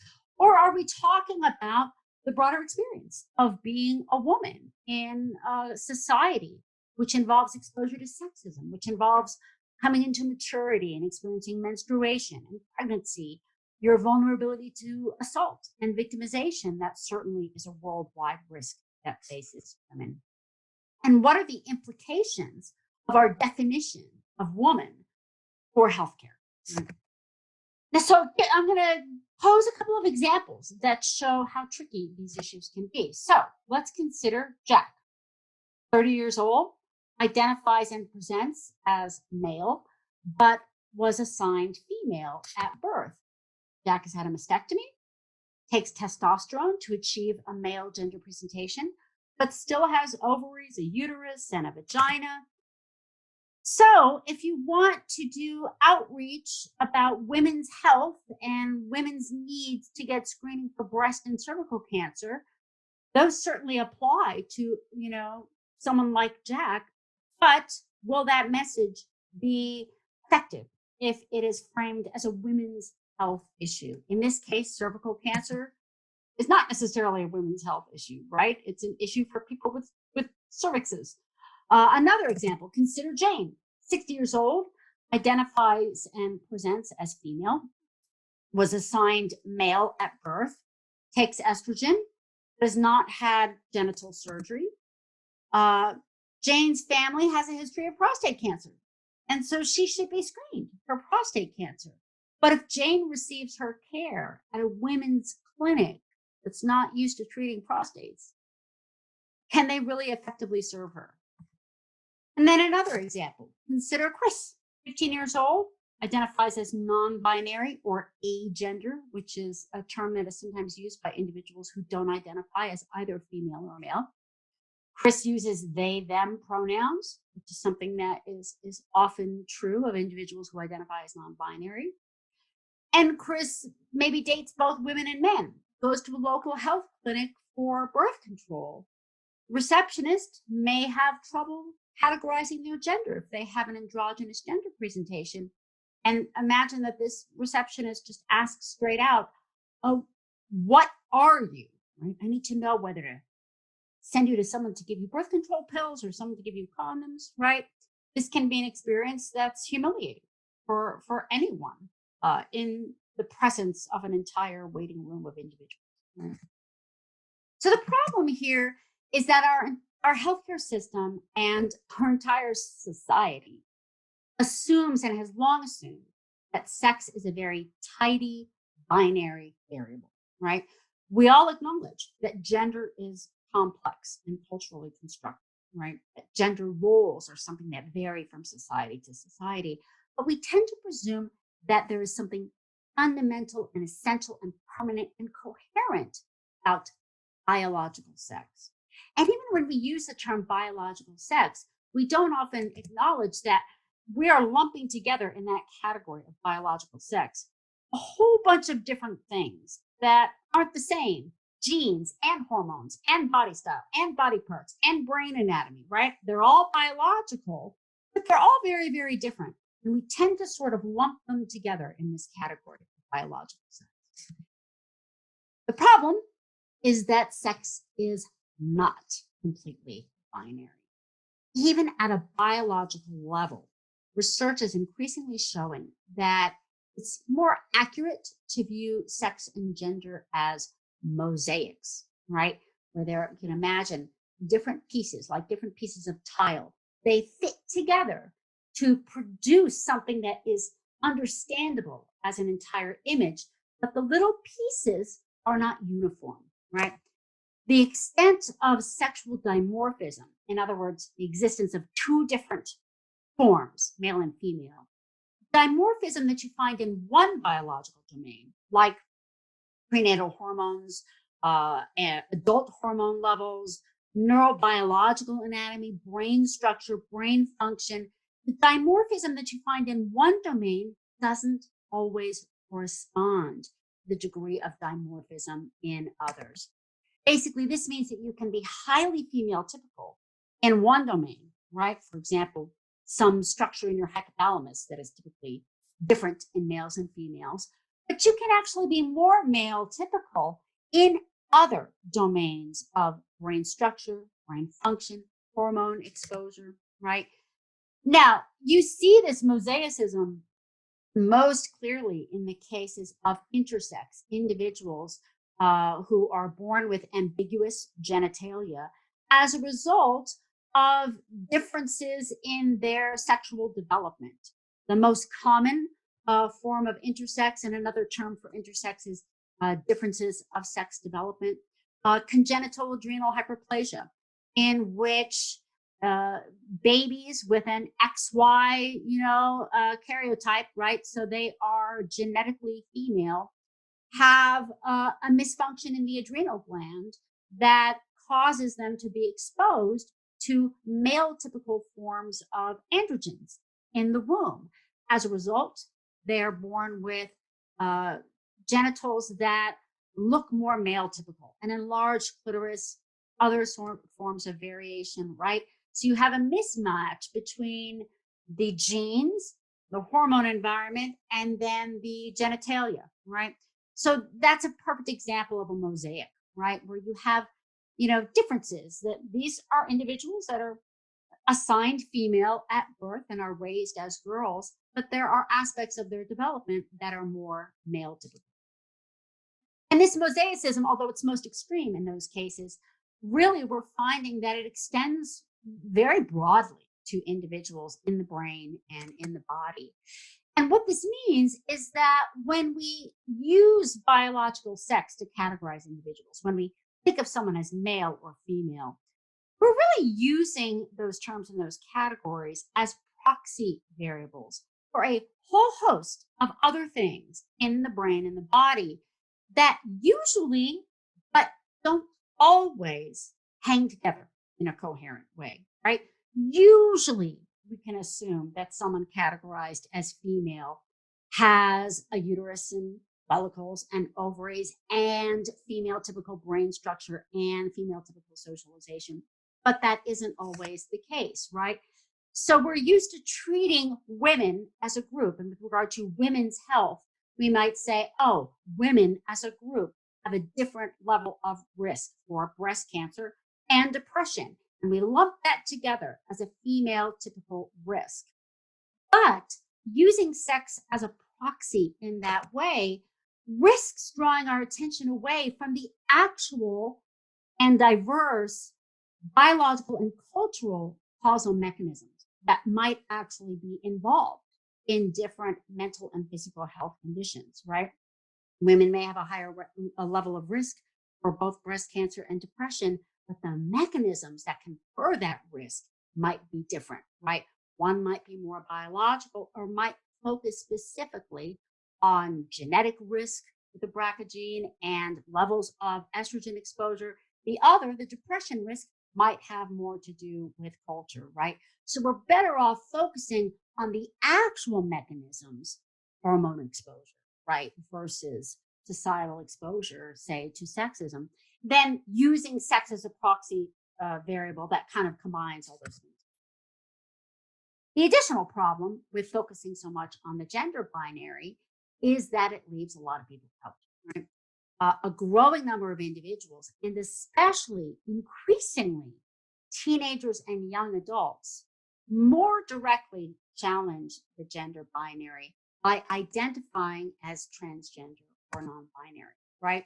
So transgender is usually used to refer to individuals who feel that their psychological sense of gender, their gender identity, doesn't match their birth assigned sex, right? The sex to which they were assigned at birth. And that's typically what transgender refers to, right? Other individuals, some of whom will identify as transgender and others may not, may feel that they are both male and female, neither male or female. These individuals often identify as gender fluid or agender or non-binary. Now, you may be assuming, well, this is a really tiny part of the population. And so do we really have to rehaul the way we think about gender in the healthcare system for such a small population? It's a larger population than many people realize. We now have good representative data on this. And in the United States, the overall prevalence of transgender adults is about 0.6%. So less than 1%. But that accounts for, that's equaling over 1 million individuals, about 1.5 million adults. The prevalence for youth is even higher. Representative surveys of youth have found that among individuals between 18 and 24, prevalence rates are 7%, sometimes 8%, depending on the state. Among those aged 55 or older, the prevalence is lower, about 0.5%. Among teens, representative surveys have found a prevalence rate of 1.8%, which is over twice the rate of young adults, 18 to 24. And if you ask teenagers specifically whether they identify as transgender or gender fluid, non-binary, the prevalence rate gets even higher, up to 3%. So this is a far larger population than most people think, especially among youth. Just to give folks a sort of primer with regard to terminology, because a lot of people are like, I don't even know what terms to use, and the terms keep changing. And that's true. Terms keep changing. Generally, transgender is used to refer to the entire spectrum of individuals who experience some sort of difference between their internal psychological sense of gender and the sex to which they were assigned at birth.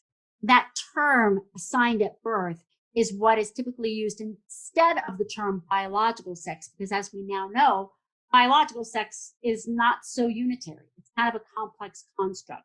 And so instead of saying biological sex, we say sex assigned at birth. And typically when doctors say it's a boy or it's a girl, they don't know anything about that child's prenatal hormone exposure or brain structure. They're looking at one thing, typically, the genitals. So that assignment is made on a relatively limited, piece of information. So instead of biological sex, it's now more common to talk about a birth assigned sex or sex assigned at birth. Trans is a shorthand for transgender that's often used as well. When someone has a female or feminine gender identity, they will often identify as trans feminine. So when you hear something like trans female or trans male, that term is referring to their preferred gender identity, not the sex to which they were assigned at birth, right? So someone who transitioned from a male to a female identity would be called trans female or trans feminine, right? I've already covered why we talk about assigned sex rather than biological sex. Then there are intersex conditions, as I mentioned, like congenital adrenal hyperplasia. Those are sometimes called intersex, sometimes called differences of sex development, which is often abbreviated as DSD. Then there's a growing population of individuals who identify as non-binary, agender, sometimes they call it genderqueer, meaning that they don't identify with either male or female. Some of those individuals would count themselves among the larger trans population, others would not, so there's a lot of variability there. And then the terms cisgender and cis female and cis male are now used to refer to what used to be considered normal men and women, right? We want to question the whole notion of normality. But someone whose gender identity fits the sex to which they were assigned at birth would be a cisgender individual. So I am a cis female, right? I was assigned female at birth. I have a female gender identity. I'm a cis female individual. So with regard to healthcare, one thing that is sort of important to keep an eye on is the growth in efforts to provide gender affirmative care.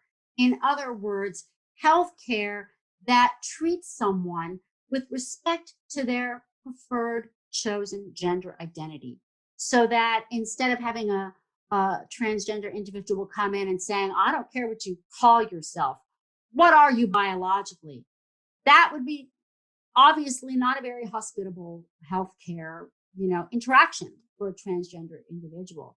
So instead, there's a movement to really try to provide gender affirmative care that affirms individuals' psychological sense of gender, and that can provide hormones, interventions that can help them achieve their desired gender identity presentation, right?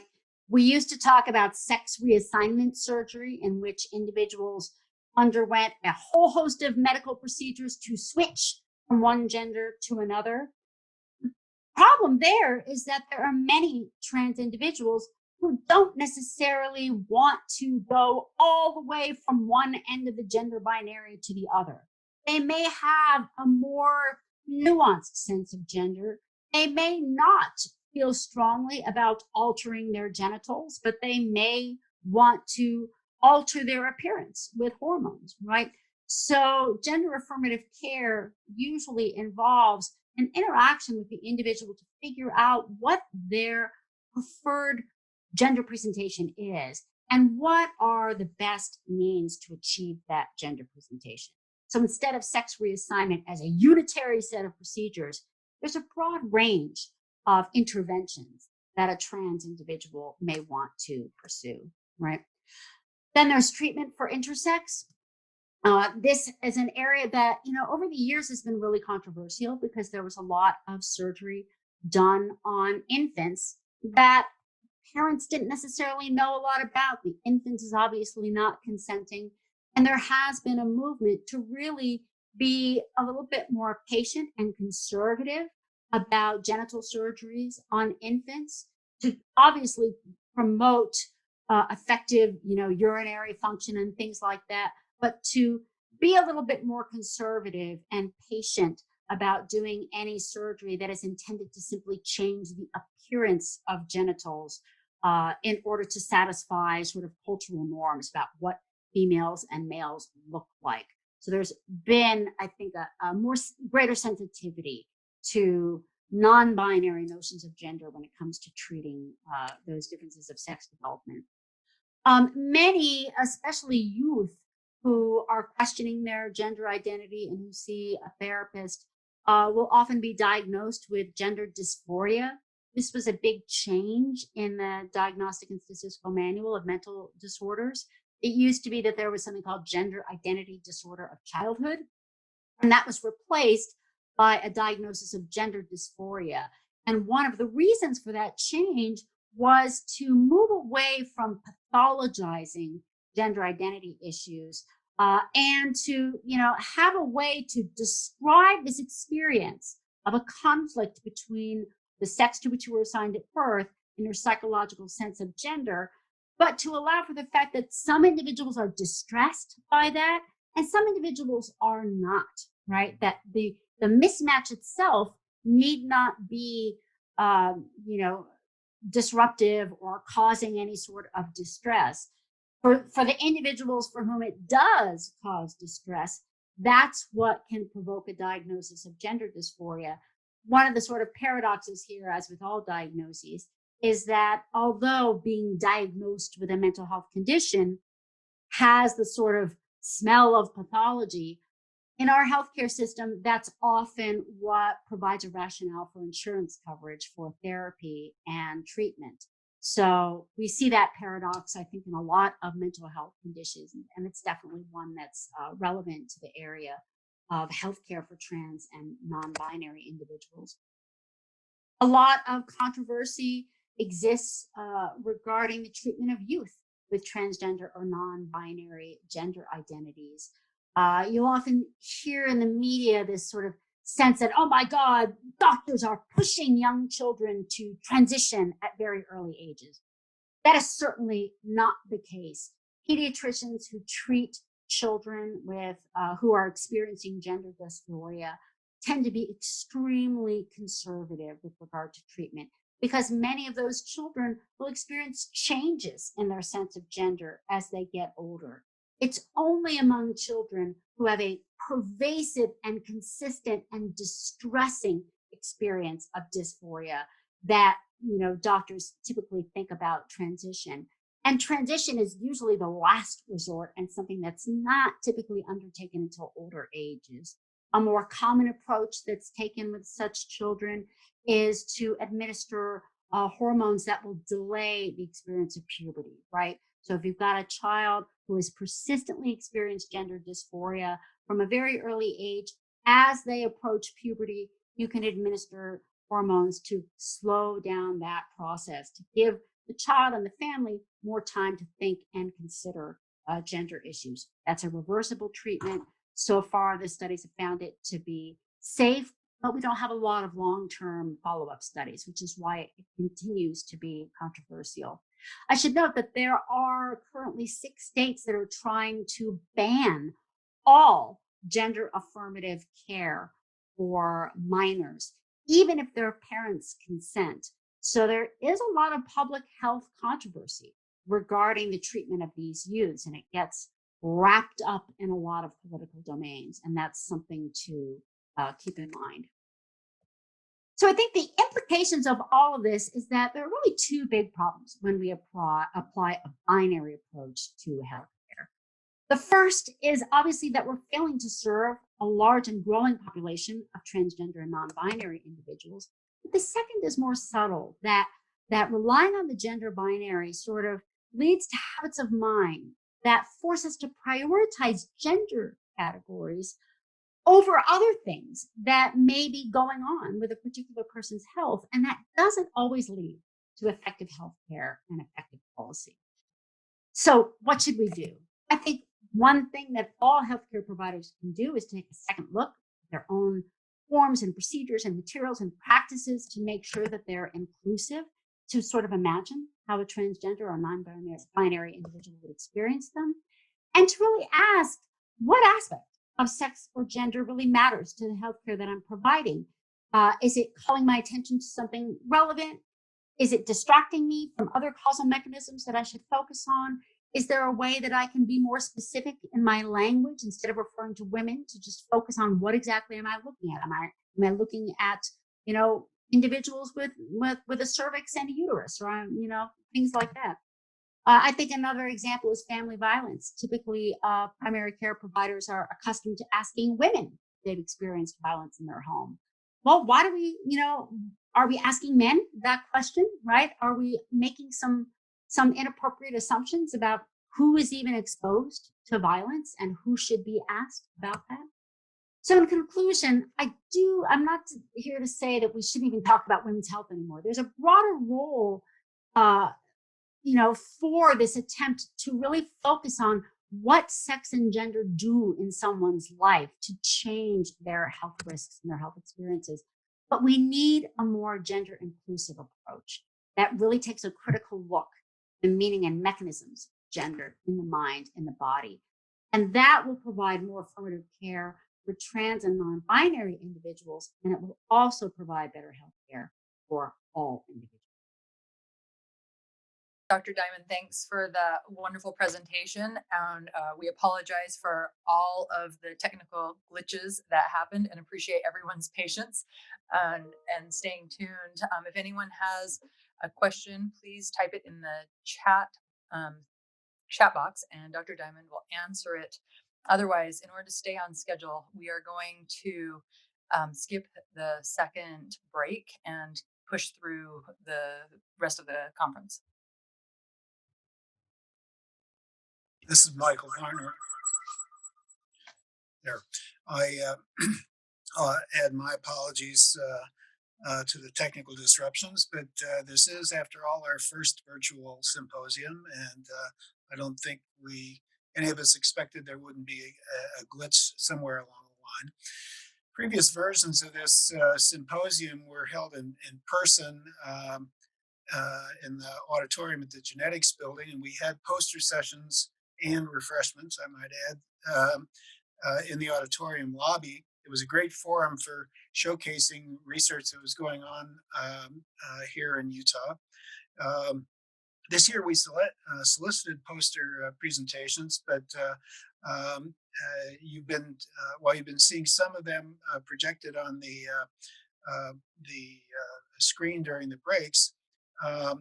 our program committee reviewed all of the poster submissions, and we selected 4 of them for presentation in this data blitz format. And we asked all 4 first authors to make a 4 to 5 minute recording of the key points of their poster. All of them agreed, and I think you'll find they've done a good job. We'll not have a Q&A with the data following the data blitz, but again, their contact information is on the agenda, and I would encourage all of you to reach out to them with questions or comments. Hi. So I'm really excited about sharing some research that I, along with 2 colleagues in the Department of Family Preventive Medicine, Lily and Ferris Keaton, are working on, looking at sex differences in subjective cognitive decline. So some prior research has indicated that at least 35% of dementia risk is amenable to prevention, but whether risk differs between men and women has not been fully explored, nor has sex differences in regards to a more mild form of cognitive impairment, such as subjective cognitive decline. So our objective was to estimate the population attributable fraction of potentially modifiable risk factors for subjective cognitive decline with a focus on sex differences. So methods, we had data from respondents 45 years and older who completed the BRFS or Behavioral Risk Factor Surveillance System cognitive decline module between 2015 and 2018. Subjective cognitive decline was assessed as answering yes to experiencing confusion or memory loss that is happening more often or is getting worse in the last 12 months. We calculated the population attributable fractions, or PAFs, stratified by sex of the 9 known modifiable risk factors that I showed in the previous slide, accounting for the complex survey design, so they were weighted PAFs. So in regards to our result, we had a little bit over 216,000 respondents included in this sample, slightly more females at 54% than males at 46%, but with similar reporting of subjective cognitive decline at about 10%, so 10.6% for women and 11.2% prevalent for men. One of the most interesting, more descriptive aspects of this is the age at which the subjective cognitive decline was reported. As you can see on the right, among males, you pretty much have a linear relationship with increasing age and report of subjective cognitive decline. But on the women, you have more of this S-shaped relationship, so that you find that around those menopausal years, women have this higher reporting or probability of reporting subjective cognitive decline, and then it dips down lower. So it's actually lowest at the ages of 65 to 69, and then we have this basic linear rise similar to men. However, getting to the main findings of what contributes to potential subjective cognitive decline, we find that nearly 50% of subjective cognitive decline can be attributed to these modifiable factors. Depression was the most significant one, 14% overall, but slightly different, with more of that 15% for women compared to 13.9% for men. Other differences that we saw was in deafness, about 4% for women compared to about 7% for men in regards to its contribution to subjective cognitive decline. Obesity, with more women reporting that as, or at least that it was assessed as a contributing factor compared to men. And then finally, this is one of the starkest differences we had in hypertension being a contributing factor for 11.2% PAF for men compared to 7.9% for women. So in conclusion, we found nearly 50% of subjective cognitive decline may be amenable to prevention. Prevalence of subjective cognitive decline is similar between men and women, but there are slight differences in risk factors, notably depression, deafness, obesity, and hypertension, with hypertension and deafness making up more of the contribution for men and depression and obesity, making up more of the contribution for women. However, we need to still run these analyses for adjustments. And one of these really interesting things that we still want to explore is this idea of age of onset or of reporting of subjective cognitive decline and this difference between men and women. So thank you. Certainly happy to answer any questions via email or on through my Twitter handle. Thanks. Hello, everyone. My name is Nabila Safi, and I'm a board-certified nurse midwife. I will be discussing the results of the Quality Improvement Project. That was also my doctoral scholarly project for the University of Utah. The project title is Increasing Afghan-American Women's Awareness of Cervical Cancer and Prevention. Now, the goal of this project was to increase awareness of cervical cancer prevention and screening among Afghan-American women in the Salt Lake Valley through culturally tailored educational sessions. A little bit of background information on cervical cancer. It is the fourth leading cancer throughout the world. In 2015, only in the United States, we had about 12,845 new cases of cervical cancer and 4,175 women that died of this disease. Cervical cancer is preventable through routine screening and HPV vaccination. Current cervical cancer rates in general US population are declining and screening rates are increasing.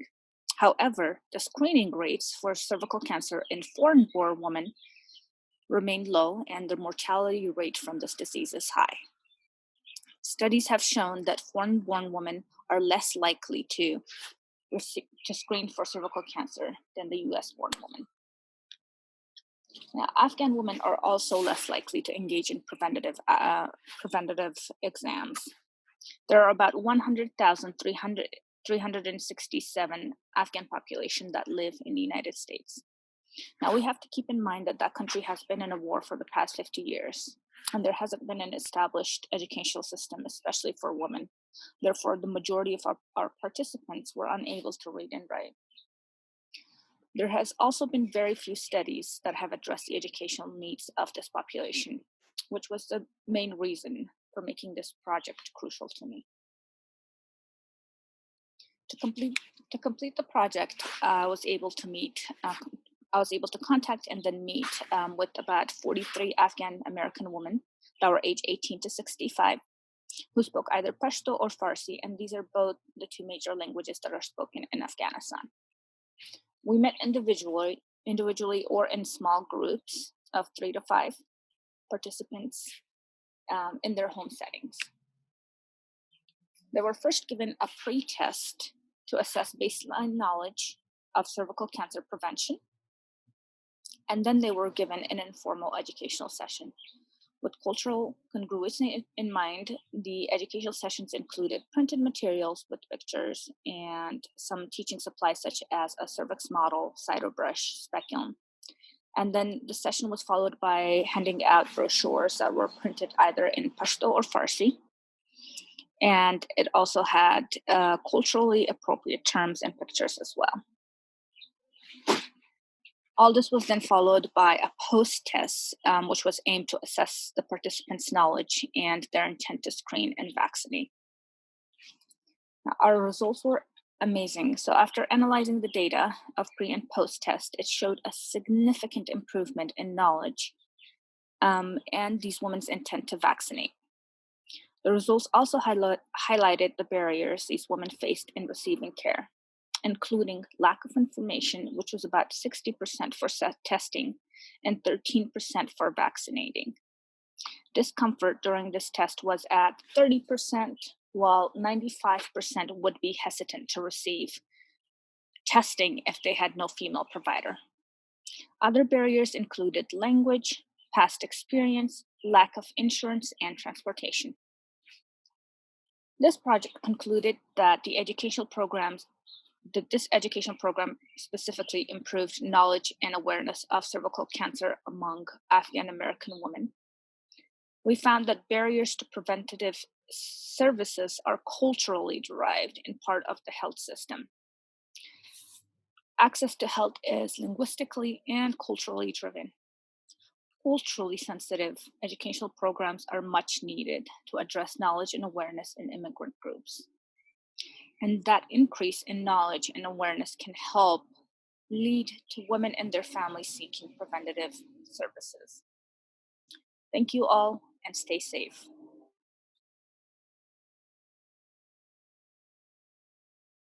Rates of suicide and major depression increase with altitude. Living at altitude involves chronic exposure to hyperbaric hypoxia, and healthy people living in Salt Lake City at 4,500 feet have lower blood oxygen levels versus those at sea level. Since serotonin synthesis requires molecular oxygen, our hypothesis was that hypoxia may reduce brain serotonin levels to worsen depression. We created a novel animal model to study altitude-related depression.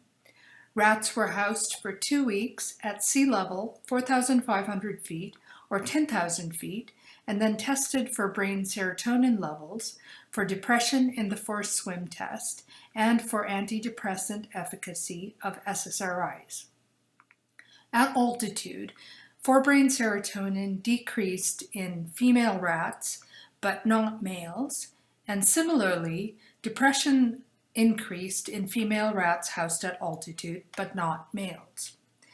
SSRIs require adequate brain serotonin levels to function, and we found that at altitude, both sexes in our model did not respond to the SSRIs Prozac, Paxil, or Lexapro.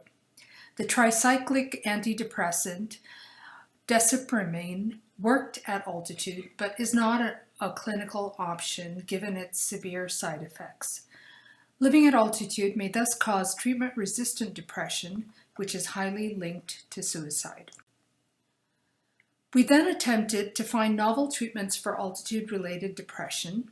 Creatine is a brain cellular bioenergetic compound, which is a marker for brain energetic health.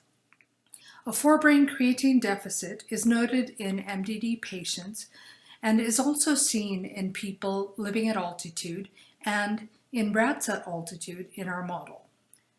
Dietary creatine intake can improve brain energetics in healthy volunteers. Therefore, our strategy was to test whether dietary creatine could improve brain energetics and be antidepressant at altitude. Rats housed at 4,500 feet were tested for antidepressant efficacy of creatine and its lipophilic analog cyclocreatine, which has improved brain bioavailability versus creatine. We find that dietary creatine increased blood creatine levels in both male and female rats, but increased forebrain levels of both creatine and serotonin in females alone. Dietary creatine also improved depression in female rats at altitude, but not males. Cyclocreatine, however, improved depression in both males and females at altitude, despite improving brain serotonin levels only in females. To conclude, SSRIs form over 80% of antidepressants on the market, but may not work well in people living at altitude. Utah has the highest antidepressant prescription rates in the US, but despite this, depression rates remain high in Utah, especially in women. In our animal model, bioenergetic compounds can restore the brain deficit in serotonin seen at altitude and can also function as antidepressants at altitude. These data thus suggest that bioenergetic compounds may be better treatments for altitude-related depression versus SSRIs. This is the first study to ever test cyclocreatine in depression.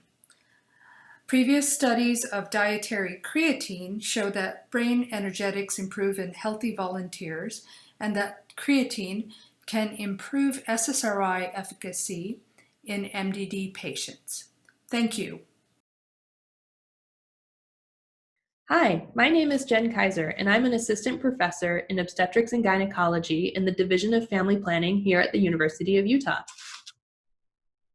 And I'm Allison Shin, a chief resident in obstetrics and gynecology at the University of Utah. Together, we are going to present our project titled Assessing Residents' Adolescent Sexual and Reproductive Health Knowledge, Confidence, and Self-Efficacy, a novel simulated patient workshop. As a resident, I've experienced firsthand a lack of high-risk teen behavioral training, particularly in sexual and reproductive health. We know from prior research that simulated patient encounters help improve physician self-efficacy, which in turn correlates with higher rates of screening on a variety of topics. However, simulated patient encounters are not routinely used in resident training or with adolescent actors. In our study, we aim to evaluate changes in resident adolescent sexual health counseling self-efficacy, counseling confidence, and knowledge after participating in an adolescent-led simulated patient workshop. We designed a prospective pilot study to address these aims. We recruited OBGYN, family practice, pediatrics, and emergency medicine residents to participate in an adolescent-led simulated patient workshop. Our teen actors were volunteers from the Planned Parenthood Association of Utah's Teen Council program. The teens created their own unique patient scenarios, ranging from STD testing to a missed period. The teens also gave a best practices presentation to resident participants on adolescent sexual and reproductive health. This is based on the Adolescent Healthcare Communication Project. We had resident participants complete a pre- and immediate post-workshop survey, and our primary outcome was change in counseling self-efficacy and confidence. Each simulated encounter lasted 15 minutes and included direct feedback from the teen actor. We had 16 resident participants complete the workshop, 75% of which were OBGYN residents.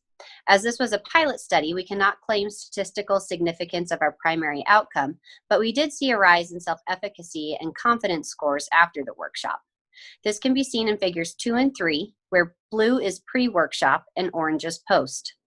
Areas of improved self-efficacy included counseling on safe sex practices, contraception options, and pregnancy. Improvements in counseling confidence were seen in determining sexual risk status, taking a sexual history, discussing sexuality, and reviewing safe sex practices, contraception options, and unintended pregnancy. Additionally, residents showed improvement in adolescent sexual health knowledge scores after the workshop. In conclusion, we saw improved counseling self-efficacy, confidence, and adolescent sexual and reproductive health knowledge immediately following the workshop. Although this was a small pilot study with a majority of OBGYN resident participants, we are still very excited by these results. This novel workshop using adolescent actors is now being offered to the Salt Lake City community in conjunction with the Teen Council to continue to improve adolescent sexual and reproductive health care. Hello, my name is Ocean Candler, and I am a community health educator through Planned Parenthood Association of Utah. I am a Teen Council facilitator, which is a peer-led sex education program, and I am also the facilitator for the Adolescent Healthcare Communication Project that Dr. Kaiser mentioned before. This project is a teen-led training for healthcare providers. They are trained to facilitate a presentation called Keeping It Real with Your Patients. After the presentation, providers have the opportunity to participate in role plays with teens where they get active feedback afterwards. This training gives providers time to ask questions, think about their own biases, and set goals to improve their connection with teen patients. Our next training is May 21st from 5:30 to 7:30 Mountain Standard Time. If you are interested at all in this training, please email me at education@ppau.org. Looking forward to seeing some of you. I'm here to introduce Dr. Annie Isabel Fukushima, who's one of my fantastic colleagues. She's been an assistant professor in the Ethnic Studies Division in the School of Culture and Social Transformation here at the University of Utah since 2015. Prior to joining the faculty here at the U, Dr. Fukushima earned her PhD in Ethnic Studies with a designated emphasis in women, gender, and sexuality studies from the University of California at Berkeley. She was an Andrew W. Millen postdoctoral fellow at Rutgers University from 2013 to 2015. Dr. Fukushima is the author of Migrant Crossings, Witnessing Human Trafficking in the U.S., Stanford University Press, 2020. In addition, she has numerous publications and presentations over the past 12 years. She's the co-principal investigator for a study on visualizing gender-based violence and the project lead for the University of Utah's Gender-Based Violence Consortium. She's a fantastic colleague, and I'm very pleased to hear her presentation, and I'm going to turn the time over to Annie, and she's going to talk to us for about 20 minutes, okay? So I think we're good to go. Thank you, Annie. Thank you, Karen, for that generous introduction. Borders are set up to define the places that are safe and unsafe, to distinguish us from them. A border is a dividing line, a narrow strip along a steep edge. A borderland is a vague and undetermined place created by the emotional residue of an unnatural boundary. It is in a constant state of transition. Gloria Anzaldúa, Borderlands, La Frontera. Borders are a central theme in the 21st century. Borders dividing nations, political parties, citizens from non-citizens, along racial and gender lines, manifesting in ideologies that materialize in discussions about walls, border surveillance, and containment. However, as illuminated by Anzaldúa, while a border may be a dividing line that sustains colonial difference of us versus them, the borderlands are porous and fluid, as most notable in the vulnerability that we are all experiencing in the face of global pandemic. Borders are both ideological and physical and are being created and sustained during global pandemic, where the global community is inhabiting a range of borders, the borders that separate the private from the public, between countries, between bodies. And many are seeking to cross these as we physically distance, yet socially connect. In reflecting on borders and homes, I'm reminded that for many, the home is a dangerous place. In the introduction of Migrant Crossings, I began with a discussion of Latinx migration, where migrants are bound to being seen as criminals, in spite of many being refugees seeking asylum, fleeing conditions of human trafficking, sexual assault, domestic violence, intimate partner violence, and even attempted murder, or seeking work opportunities. I examine how migrants are shaped by the contradictions, where some migrants are seen as ideal victims, whereas others are relegated to criminality and deportability. Today, for the Sex, Gender, and Women's Health Across the Lifespan Conference, I invite conference participants to embark on new modalities of witnessing, a form of witnessing I call an unsettled witnessing. An unsettled witnessing is a commitment to witnessing without being settled with what one is seeing.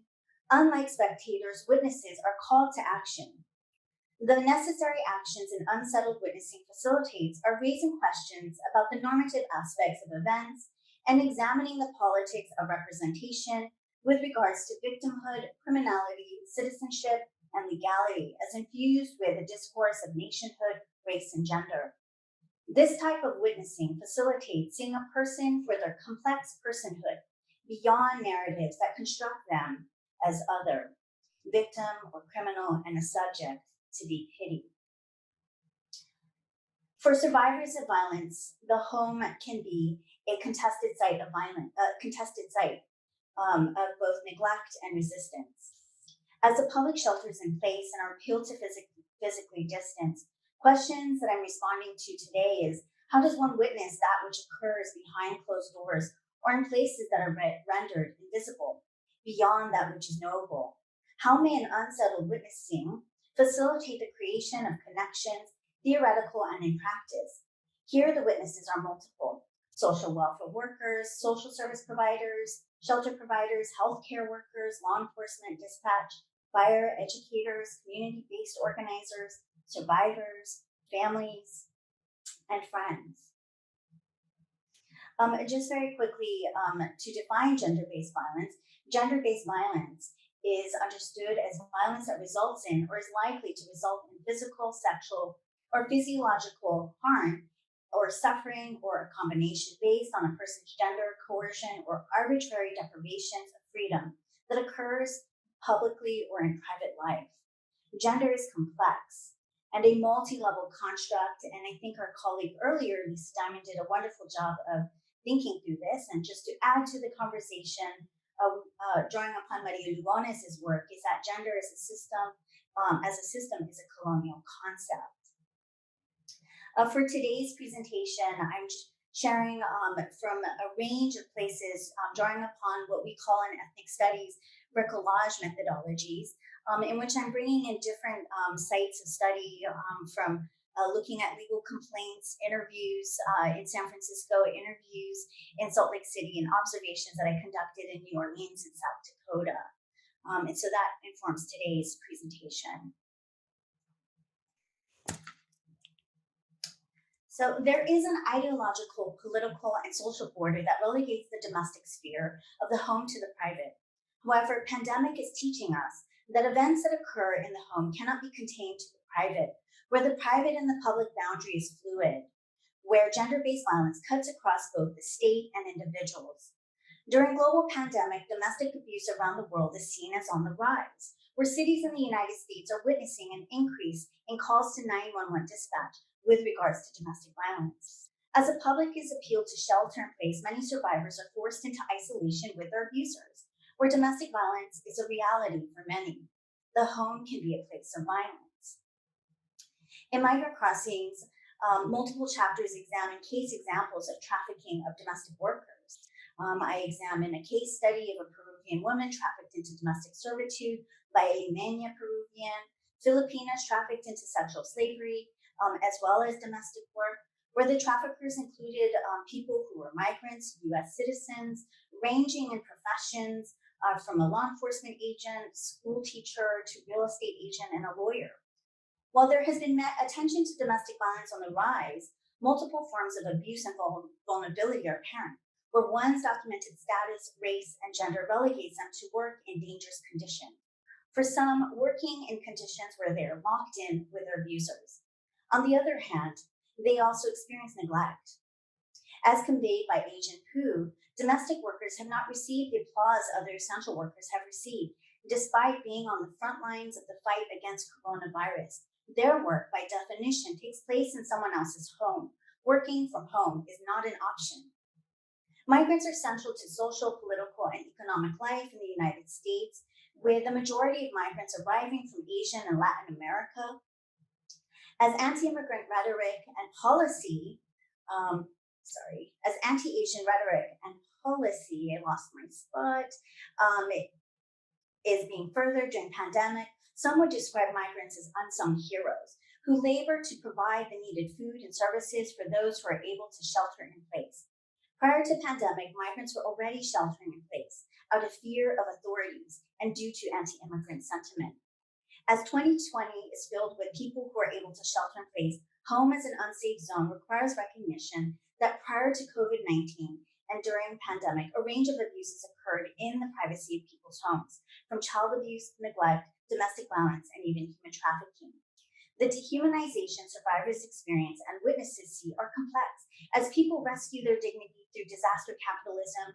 For the survivor of violence, their dehumanization and denial of human dignity is normalized. And here's a quote from a Salt Lake City law enforcement agent who conveyed, quote, "I talked to one girl whose mother locked her in the garage where she used kitty litter as a bathroom. What do I do with her? I don't send her back to her house. She doesn't have a home." So that is another reason why they don't want to talk on their trafficker, because their trafficker is essentially, in their minds, giving them a better life. All they have to do is have sex with these strangers, and they can have all these other things in return, end quote. While the domestic work sphere can be a place of violence and danger for some, it can also be a place in which we radically alter society. And here I'm appreciating Bell Hooks, in which she says that houses belong to women, where their special domain not as property, but as places where all that truly mattered in life took place: the warmth and comfort of shelter, the feeding of our bodies, the nurturing of our souls. And so for Bell Hooks, the home can be a site of resistance. As illuminated in interviews I conducted in 2018, where I interviewed people who'd experienced gender-based violence regarding sexual assault, domestic violence, intimate partner violence, and human trafficking in San Francisco, for survivors of gender-based violence, their safety is dependent on having access to housing. And so here there's a couple of quotes in which a shelter provider talks about how safety is tied to housing, right? And then another quote in which an advocate talks about housing being so important, it's a basic need, right? And so I think we can all agree that housing is important. And for some survivors, pandemic is exposing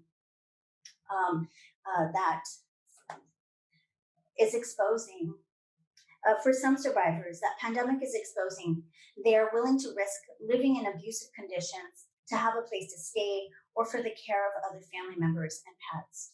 And so there's a need to move towards a collective responsibility regarding housing access for survivors of gender-based violence. In 2019, I began doing these follow-up with housing summits with organizations in South Dakota, in Sioux Falls, as well as in New Orleans. And some of the things that we were learning is that there's a range of issues that were interconnected and so complex, from polyvictimization, organizations themselves experiencing compassion fatigue, as well as a range of abuses that people are experiencing because human trafficking is so complex, from related issues from labor abuse, conditions related to that, to sexual abuse. The list goes on, as well as from just having basic needs deprived. And so to conclude, I'm going to move toward thinking around collective responsibility and addressing multifaceted needs. I think that this is really important, that in order, the response to gender-based violence, forms of violence, requires grappling with the complex through coalitional work.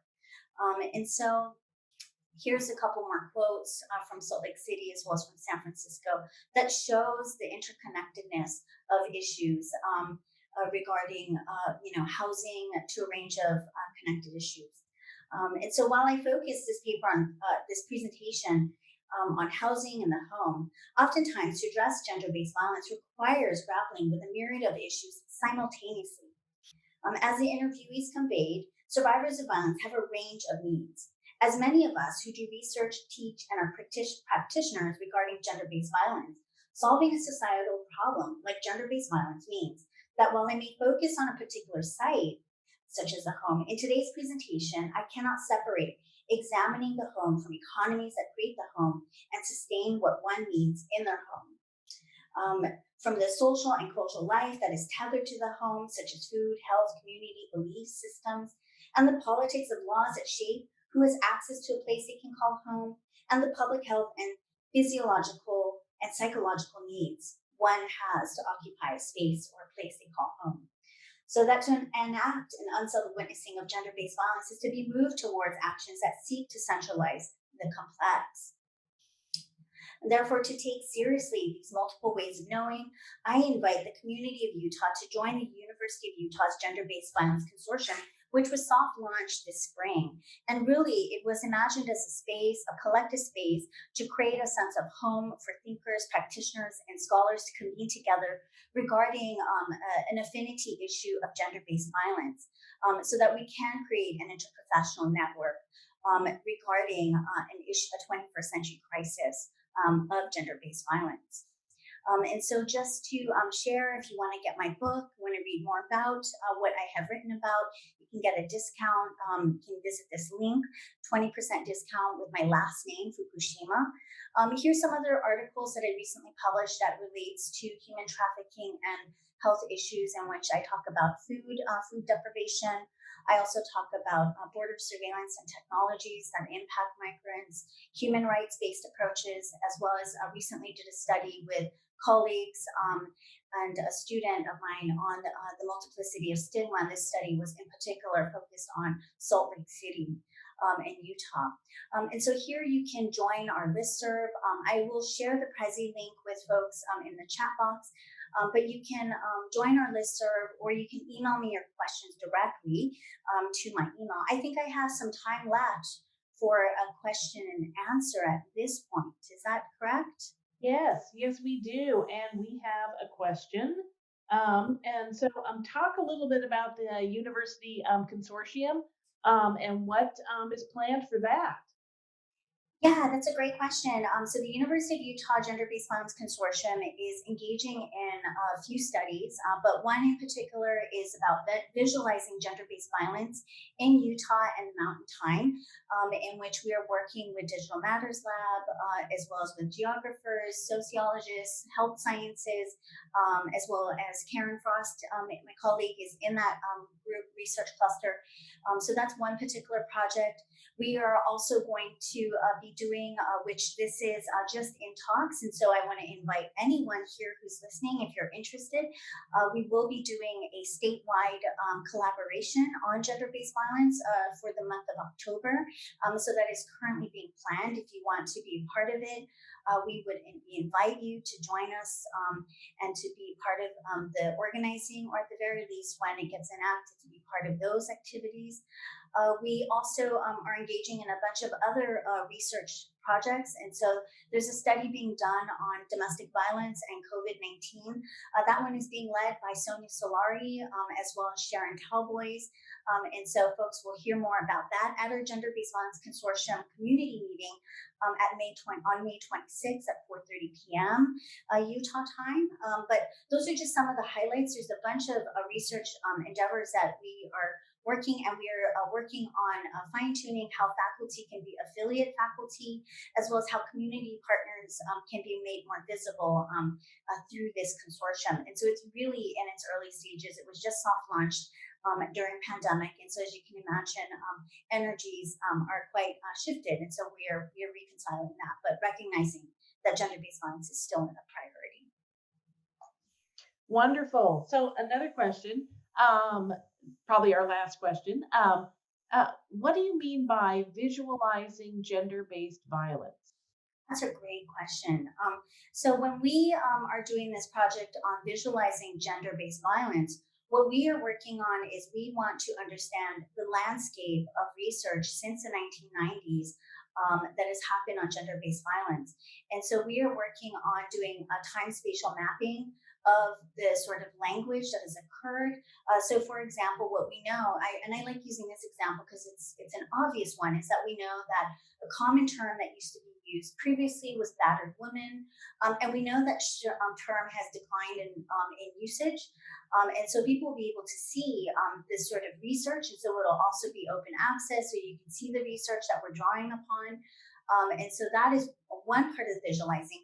But we also want to visualize the policy and services over time as well. So we can see the range of resources and the shifts in policy that have occurred in Utah regarding gender-based violence issues. The goal, we are piloting a focus on Utah and Mountain Time in particular, but the goal is to make this something that can eventually be national and global, so that we can know more comparatively across states. And I think that some of the things that what is teaching us right now about pandemic is that we are visual learners, and that the public really does respond to understanding things in messaging and visuals. And so that's what we want to make more visible, is the kinds of research, as well as the gaps in research as well. When you see what is there, you'll also begin to see what is needed. What kind of research do we need to begin engaging in as certain research has been prioritized? And so that's one of the things that the visualizing component is. That's great. Thank you, Annie.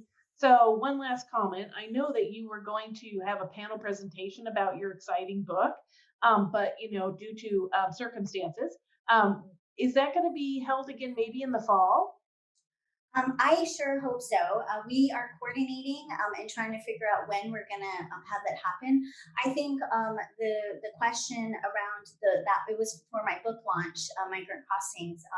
We were going to do an event in which Karen Frost, as well as Erica George, who's the director for Tanner Humanities, as well as Sadiq Gaitan, a professor in sociology, were going to be respondents to my recent book called Migrant Crossings. And so We are hoping to organize something. I think what is keeping us on our toes a little bit is whether or not we will be convening in person or if we will be safely still connecting, recognizing that we are dealing with pandemic at this time, and so wanting to do it in the most safe and safe way possible. And so if not in person in the fall, there'll definitely be an opportunity for folks to connect in a web version. There's a ton of web stuff going on. So I think one of the balances that we have to have is not, Zoom fatigue. I think folks are experiencing a lot of Zoom fatigue. And so, yeah, thanks for asking that question. Yeah, that's great. Thank you, Annie. I really appreciate your time today. This was wonderful. And I think we're going to take a 5-minute break before we come back for the 4 o'clock discussion. But anyway, thank you, everybody. Good work. Yeah, we'll be back in about 5 minutes, and our guest speaker, Marjorie Jenkins, will be back with us. Thank you.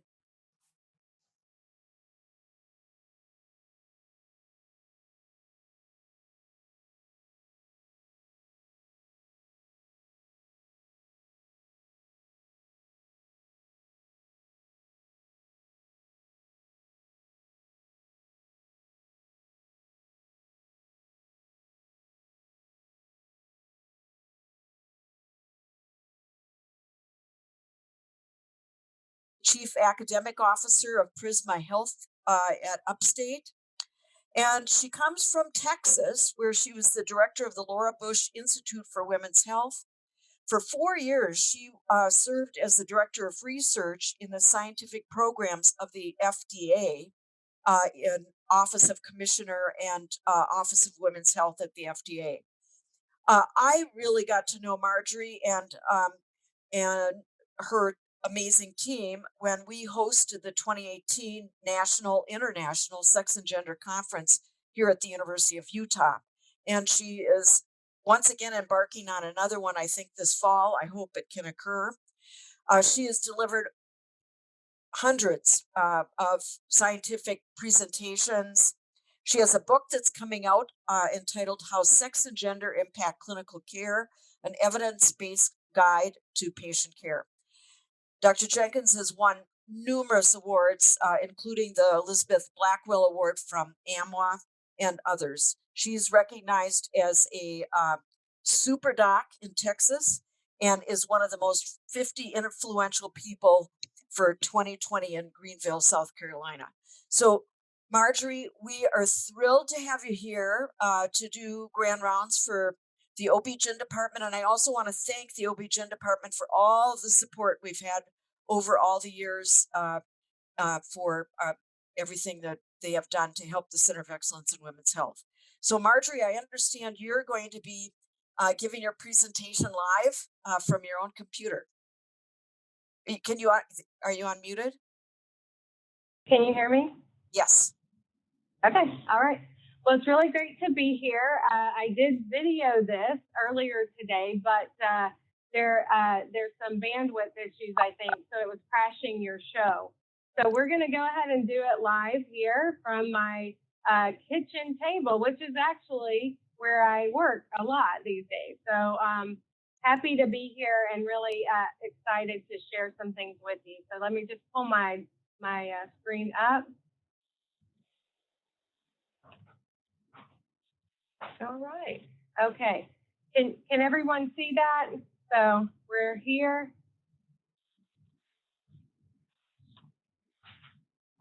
Okay. Let's see if this will. All right. It did. It's working so far, so good. All right. So we are going to start just by thanking the conference organizers. I really love the University of Utah and Leanne and Kathleen and everyone who helped us to have a really successful summit a few years ago. I wish I was there with you today, but we'll do what we can virtually. And I get to talk about one of my favorite subjects today, and that is about women's health. I'm just going to open this window here so you get a little more light on. It seems like I've just totally blocked out. So, okay, much better. Okay, I'm not in the dark anymore. All right. So we're going to talk about one of my favorite subjects. As Kathleen told you in my introduction, I've done a lot of different things. I've been around a while. And really, my favorite subject is sex and gender specific women's health. But I also have some things to talk to you about today around just the women's health focus as well. And one of the goals for this keynote is to tell you how I sort of put all the pieces together when I'm taking and making decisions for women based on evidence and science. So for the sake of transparency, I will tell you that I'm a former chemical engineer, and that being said, I'm a data nerd, and so I really do focus a lot of my work on the evidence, but there is something about the art of medicine, right? So we have to take that into account as well, and the personalization of medicine, which we try to do as we move forward in the science. So this is my bio. I wasn't sure if I would be here with you live today, but you can also just Google me, but don't believe everything you see on the internet. For disclosure, I have no conflicts of interest, no financial relationships as well, and my views are my own. So first I want to talk about sex and gender specific medicine, just to give you a little bit of a taste of how we think about this when it comes to women's health. And first to talk about the dynamics of the, actually, let me see if I can get this there we go. There, now you can see my screen. So sex is a biological variable, chromosomal, physiological, typically binary, not always. And gender is a social construct. It is environmental and societal construct. It is a spectrum, so masculine, feminine, man, woman, both, neither, other. There are about 40 different terms that have been identified around the gender spectrum. Male and female are the terms that we utilize when we talk about sex. So I'll talk a little bit about how we misuse these terms. This is a graph that shows you between 1982 and 2005 in the journal Applied Physiology, that somehow around 1994 to 97 and into 98, gender began being utilized in the titles of these journal articles. Now you might say, well, what's wrong with that? Well, this is a basic science journal. This is cell, tissue, and animals for the most part. So gender is a social construct. So what happened was somehow in our society, we decided that the word sex was not the appropriate term to use in the science. What this has done is caused a lot of confusion around these two terms, and it's also caused a lot of confusion in our published literature as well. So whenever I pick up an animal model study about sex differences and I see the difference in such and such by gender, that's absolutely incorrect. So if you're researchers and you're on the in the conference today, please, if you're using cell, tissue, or animal, unless you're studying higher primate and behavior and environmental factors, then it would be utilizing the male, female, and sex terms. We know that the pipeline is covered predominantly by males, either in cell-based research where we have about 76% of the cells are either undetermined, not reported, or male. And then moving into animal-based, and you can see even in our early phase 1 and 2 studies, clinical studies, women are vastly outnumbered by, females are vastly outnumbered by males. We have 51% of females in the global population, and 80% of females are healthcare consumers. So the World Health Organization says that 80% of healthcare consumerism is with women and girls. So if we take a pipeline that's lined with males or really undesignated sex and gender, and we don't look at the data by sex and gender, then we're likely to apply scientific studies to a population where it may not be applicable. And I think that's the big question that we have, and why those of us who work in this area really believe that you should look at the data, even in a post hoc analysis, which is what I'm going to show you here shortly. So looking at sex differences in the pattern of coronary artery disease, you've probably seen this before. We know that men create peaks and valleys, and women lay down a more smooth but a more pliable plaque that tends to rupture. That is just and there are lots of comorbidities and mortality and endpoints around sex differences and heart disease and cardiovascular disease. That was sort of the signature disease that came up in the early 2000s with the Red Dress campaign and Go Red for Heart campaign around what's the difference between men and women and heart attack and heart disease. So I'm going to show you a study then that was done at Cleveland Clinic and published in 2018, where they looked at 490 men, 233 women. They looked at the door to needle time, and they also looked at when the guidelines were followed as recommended. And in STEMI care, we have some really big studies. We have really great evidence around STEMI care. And what they found was that men received the guidelines 77% of the time and women 69%. And women had a longer door to needle time. In fact, the 6% change in the door to needle time actually correlated with the 30-day mortality, which was 6% higher in women. So Cleveland Clinic prides itself on top level heart care. They, I think, performed the first heart transplant. And they said, what is going on here? Because there's obviously a difference in the care that we're giving between men and women. And the reason I use the term men and women here is because that's how we present ourselves in the emergency room. We present as our gender, and we are looked upon in our environment by gender. So when they did a 4-step protocol, which basically said, you know what? You don't get to make these decisions. We're going to give you a step-by-step protocol to follow, and let's see if the data is different, if we give you a more standardized protocol. And this is what happened. Before the protocol, you can see the numbers that I just showed you. And then after the protocol is at the bottom of this screen. And you can see here, there's an 80%, 69% here, use of guideline-directed therapy, 80% after for women, and even men benefited as well from that. And the door-to-needle time for women went from 112 to 91 minutes, and for men, 104 to 89 minutes. The 30-day mortality went from 6.5% to 3.3%, and that was not statistically significant. So if I were in the room with you, I would ask you, is this a sex difference or a gender difference? And you can actually answer in the chat box what you think this is. That's the fun part about being in a Zoom meeting.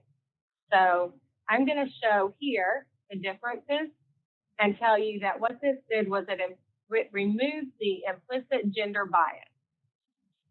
And this is a gender issue. This is not a sex issue. Now, the remaining difference of mortality, a 30-day mortality, actually may be due to sex differences in cardiovascular disease, which is what I started off with when I showed that graph of the arteries. So now I'm going to talk about participation of women in clinical trials for heart disease drugs. We looked at 36 drugs across 10 years, a decade of FDA while I was there. And we had a lot of nonprofit women and heart programs coming to the FDA and saying, look, you are disproportionately excluding women, allowing them to be excluded from cardiovascular trials, and we're not getting the data that we need to see if there's a true sex or gender difference, and we want you to look at the data and report it. Okay, so that's really where we started, and the reason being, for all the things you see in these quadrants, we think there's a difference. We think women are disproportionately excluded. So we did a study and we looked at women's participation in all of the pivotal trials. We looked at whether we had a reported sex and gender difference in the label, and we looked at the potential impact of the screening criteria. We had 5 major studies where we were able to look at the screening criteria, and not only the criteria, but we also looked at who was included and who was excluded by gender. Now, I'll tell you that I'm saying gender there as well, because when we screen in a clinical trial, we are in fact screening by gender, unless we ask specifically about biological sex. We looked at these five areas: acute coronary syndrome, MI, coronary artery disease, hypertension, and pulmonary arterial hypertension, which is why I said 6, and atrial fibrillation and heart failure. And we looked at all of the drugs approved over 10 years for those indications. What we found was that PAH had exceeded disease prevalence. So what we did was, instead of creating an absolute and reporting an absolute percentage of women who participated and men, we decided to take the disease prevalence and put that at the bottom and percent women who participated and create a ratio. Now, why might we do that? Well, we might do that because, take osteoporosis, for example. Osteoporosis is 80% women that are treated and 20% men. So if I came and wanted to have a trial where I enrolled 50% of men with osteoporosis and 50% women with osteoporosis, I would most likely have a very long time and a lot of challenges to get 50% men into that trial. So that being said, we decided to take this ratio and say if 50% of women were enrolled in the trial and the prevalence was 50%, then that would equal a 1, and anything between 0.8 and 1.2 was in an acceptable range. So that's really how we did that. And we found that women were well represented in trials for hypertension and atrial fibrillation. They were overrepresented in PAH. And you may be sitting there nodding your head because of what I just explained, right? Pulmonary arterial hypertension is a disease predominantly in women and in younger and middle-aged women. Based on disease prevalence, women were underrepresented in coronary artery disease, heart failure, and acute coronary syndrome, and there were no gender differences or sex differences in safety and efficacy profiles that were studied. So why were women underrepresented? We looked at the granular screening criteria, and that did not exclude enough patients to account for any differences in the participation. Pre-screening factors may contribute more to low enrollment numbers, meaning identification of patients. You might say, I'm in a busy emergency room, I'm testing a drug for atrial fibrillation. I have 2 patients who came in AFib. One's an 80-year-old woman, and one is a 68-year-old man. And the charts, when we used to have paper charts, would be about this thick for the woman and maybe that thick for the man. And so you have to pick which one you're going to enroll before they get moved up for intervention. And you might pick the one that's more accessible, which would be the man, and probably on less drugs, less polypharmacy. So there are some things somewhere in that pre-screening area. We did note that the inclusion and exclusion criteria for any of the 5 major pivotal trials that we looked at did not exclude women disproportionately. So what did that, so I was in this group and I created this graphic for the publication. It's basically you get out what you put in. So if you look at the percentages here in these groups, we came out with about 1/3 women, and that's exactly what we put in. So women don't leak out more in the pipeline. They don't not finish the trials. In fact, women are more likely to participate in a clinical trial if you ask them. So a lot of the myths around not inviting women into clinical trials and disproportionately excluding women really didn't bear out for this particular pretty large scale study. So the issue is that when biomedical research applies findings from one sex or gender to the other and assume that results will be the same, we get surprises. So here's a new article. I tried to stick with 2019 and 2020 since this is a women's health update. And I wanted to identify the optimal doses of heart failure medications in men compared with women. And it was a prospective observational cohort trial published in The Lancet. So it's called the BIOSTAT-CHF trial. It's a post-hoc analysis of 11 European countries with patients in heart failure in whom initiation of ACE, ARB, or beta blockers was encouraged by the protocol. Patients with a low EF were included. Patients who died within 3 months of the study were excluded in the data analysis. And the primary outcome was all-cause mortality or hospitalization. The findings were then validated in a follow-up study, the Asian heart failure independent cohort of 3,500 plus men and 961 women. So you may, at that point, say, again, we are still enrolling more men, even in this trial, which is a prospective cohort trial.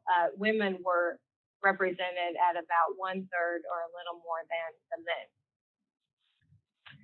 So here are the characteristics. There were some differences. Women had lower body weight and height, but the same BMI calculations. Women had less history of smoking, heart disease, atrial fibrillation, and renal disease. Women reported a lower quality of life than men despite having similar levels of pro-BNP.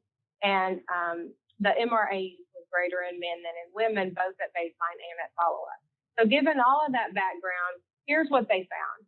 They found that for the best risk mitigation, meaning endpoint, hospitalization, composite all-cause mortality, that men received the best risk mitigation if they were at 100% of the recommended titration across the drugs, those 3 drugs, ACE, ARB, and beta blockers. They found that women received the best risk mitigation at 50% of the recommended dose. And the risk mitigation actually plateaued at 30%. So the question that the authors posited was, would women receive similar benefit at lower doses of drugs? Now, you and I, many of you on this in this conference actually know that women are more likely to report side effects of drugs. They are more likely to stop taking medications because of side effects. And there are many times in my practice that I would go low and slow on drugs when there wasn't an urgent need to go up very high very quickly because of an urgent health concern.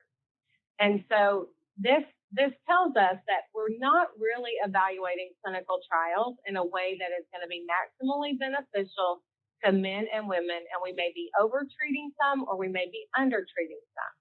And that's really the last of the points I'm going to make to you today related to sex and gender difference. And I'll leave that topic with this cartoon that I've been using for so many years. You've probably all seen it before. But basically, not knowing the difference doesn't mean there is no difference. Another way of saying that is absence of evidence is not evidence of absence. So you have to know the difference to make a difference. And I'll leave you with that and move on into the women's health portion. When I say sex and gender specific women's health, I'm talking about all of those things that is the total women's health from head to toe, and a biopsychosocial model, et cetera. When I think about women's health for myself, I tend to think about some things that are specific to women, and those I really wanted to emphasize today on some of the updates. So one thing that women and men both suffer from is Hashimoto's, but we know Hashimoto's is an autoimmune disease. And we also know that autoimmune diseases tend to affect about 3 out of every 4 women versus 3 out of 80% women, give or take, versus men have autoimmune disease. So in this study, I thought this was a fascinating study because if you've ever taken care of a Hashimoto's patient, you know that it is very challenging in some patients. You will get them use thyroid, they will still feel sluggish and tired and gain weight and have low mental acuity and just tell you, I don't feel good. And you're trying your best and you're watching the labs and you're tweaking the meds and they're just not feeling well. And so this study is 150 euthyroid patients. 137 were women, which tells you this is a trial that probably could not have enrolled 50% men because it's Hashimoto's, with persistent Hashimoto-like symptoms. The antithyroid peroxidase antibodies were greater than 1,000, and they were randomized to complete thyroidectomy or medical management. They followed them for 18 months, and the surgery group experienced decreasing likelihood of chronic fatigue from 82 to 35%, and the serum anti-PPO antibodies dropped rapidly, in almost all surgical patients by 18 months. And this is more granular data. Their fatigue score decreased from 23 to 14 points. Chronic fatigue frequency decreased from 82 to 35. Their median serum anti-PTO antibodies actually decreased from 2,232 to 152, which is a remarkable difference. So my question to you, as I said today, is how do we practice around guidelines and research? So my question to you is, would this research change your practice?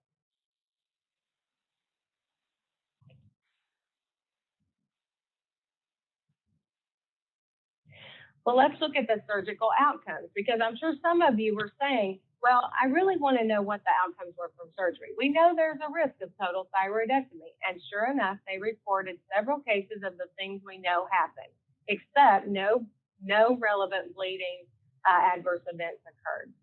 They did have 3 with persistent hypocalcemia. They had 4 unilateral recurrent laryngeal nerve palsies, 3 post-surgical infections, and less than 1 centimeter foci of papillary thyroid carcinoma was found on the past specimen.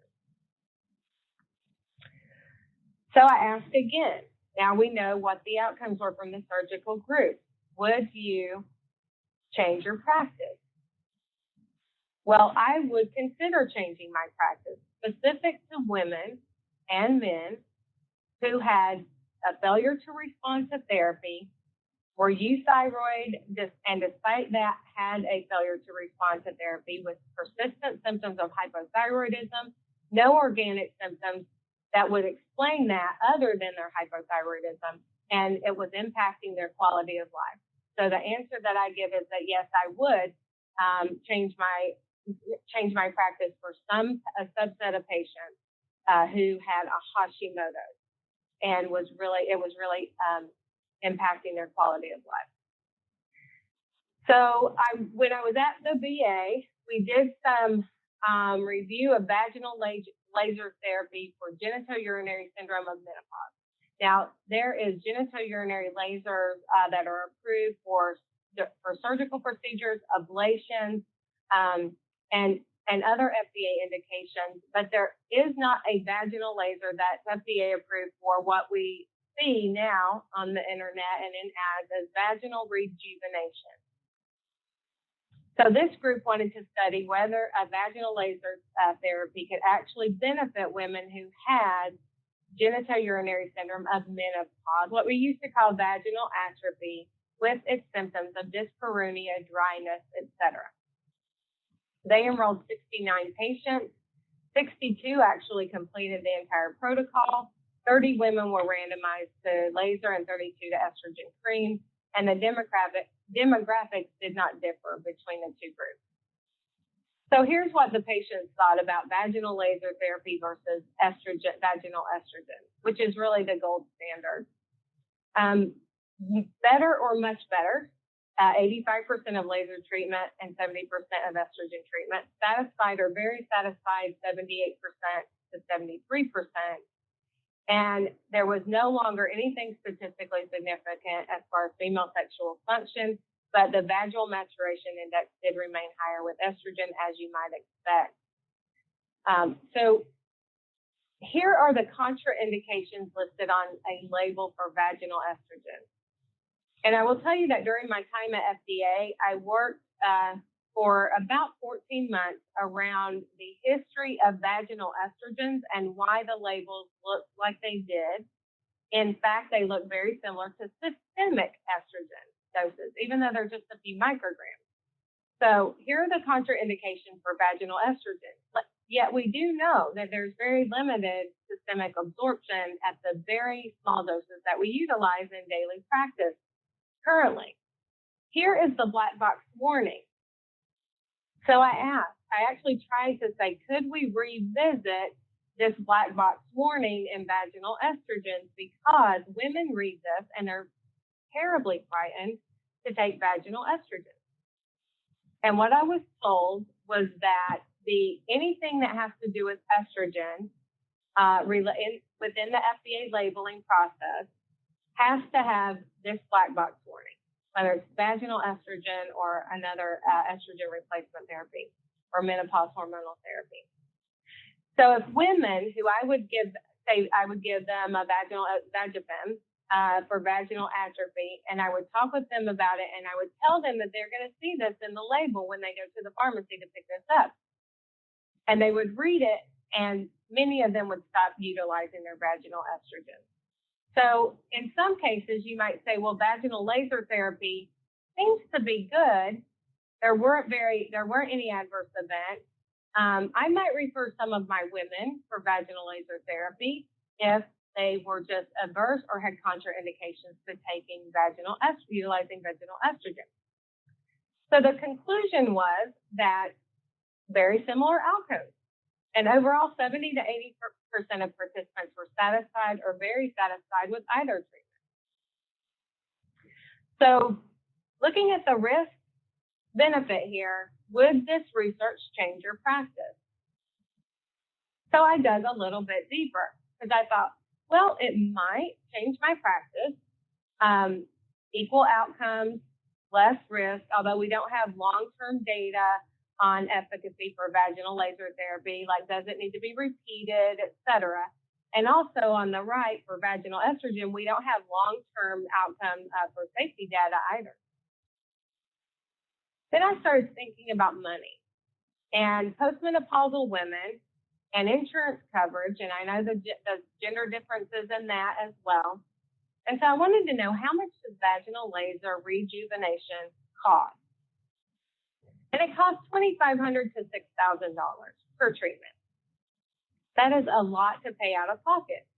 So you might say, well, insurance might cover that, but actually the FDA put out a warning against the use of energy-based devices for vaginal rejuvenation in 2018 while I was there. If you go to this website, I actually helped write some of the content for this website because we were seeing a lot of people beginning to use vaginal or laser therapy for vaginal rejuvenation as a cash, as bringing in cash revenue to practices. And so the FDA put out a safety warning against that. In addition, the study was forced to end because the FDA put out a warning letter to the sponsor. So given the money, the FDA warning, and the study was stopped by the FDA, the question is now, would I change my practice? So probably not at that point. So bring it all together, painting that picture of would we actually adopt therapy for our patients? If there were no other alternatives and vaginal laser therapy was the only alternative for a patient who had significant quality of life issues, then I would consider it. So now let's look at really the bread and butter for those of us in women's health that we do, our pap and pelvic exams and the impact of unnecessary pap and pelvic exams as our guidelines have changed over the past decade. So in this study of data from the National Survey of Family Growth, I'm going to move that up there, from 2011 to 2017, an estimated 2.6 million women aged 15 to 20 years in the U.S. received a bimanual pelvic exam, and 54% of these were possibly unnecessary, according to the authors. And 2.2 million received a pap smear, and 71.9% of these were potentially unnecessary.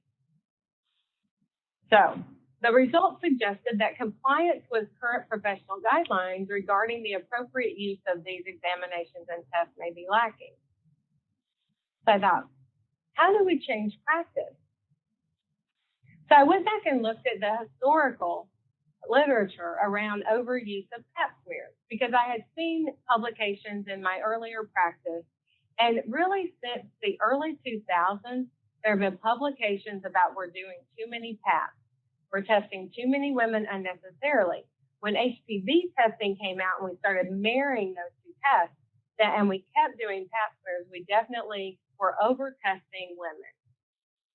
This is what happens when you over-test women unnecessarily. It costs emotional, psychological, it tangible cost as well. And women will avoid coming in if they think they're going to get an annual exam, and they have a fear around that. So I think we need to be really careful about following the guidelines, utilizing there are times to go outside of the guidelines, but I don't think there's 72% of the time that we would go outside of the guidelines and would have a reason to do that. The authors estimated that the unnecessary PAPs cost more than $123 million a year. What else can we do? We can educate our current and future providers about the guidelines. Here are the guidelines. This is the 2018 U.S. Preventive Task Force guidelines, and there are others from ACOG and American Cancer Society and others. But they're fairly similar. And the one about don't perform another pap smear in a woman age 65 or over who's had adequate screening for 10 years and isn't at high risk, that actually was a grade D. And so that is debatable. The grade A recommendations there are fairly well accepted. The major reason to perform a pap smear, other than observing the labia and vulva and the vagina for lesions, also doing a bimanual exam, there are many chief complaints that a woman might come in with where you would need to do this, but the initial reason and major reason to perform a pap smear was screening and prevention of cervical cancer. We know that cervical dysplasia traverses very slowly in many women, maybe not those with underlying immunocompromised systems. And so we want to catch it here before it becomes dysplastic, malignant, and metastatic. And so this is why pap smears have really slowed down the death rate, whereas cervical cancer used to be the #2 killer for women. It is now the #4 cancer killer. So who dies from cervical cancer in the U.S. in this day and age? Still 4,170 women succumb to this disease in 2018. So despite using pap smears and HPV testing and all of those tools in our toolbox, we still have 4,100 plus women annually dying from the disease. Well, who dies from this disease? It's marginalized populations, poor women, women from communities of color, non-U.S. born women, rural settings, and also trans men who have not undergone surgical transition. And I think we need to be aware of that, because a way to close this gap is actually around healthcare disparity and increasing access.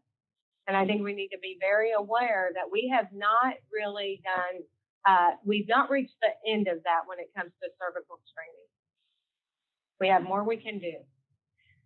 HPV vaccine is a cancer prevention vaccine. You all know this on the conference, but I lived in a very conservative part of the country when the HPV vaccine was first approved in 2006. And I can tell you that many were teaching that HPV vaccine was an STD prevention vaccine that would allow people to be sexually promiscuous.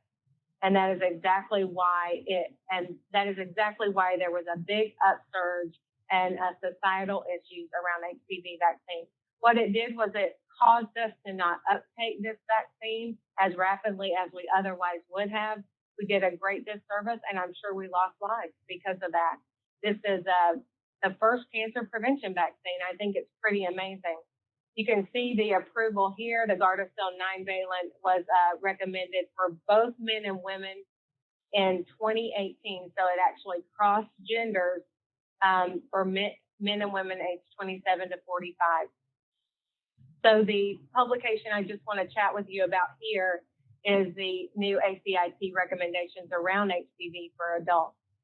This is the HPV recommendation currently. You have the initial vaccine from 9 to 14 recommended at 11 to 12 for maximal effective before sexual activity, and catch-up vaccine scenarios that you see in the lower two rows.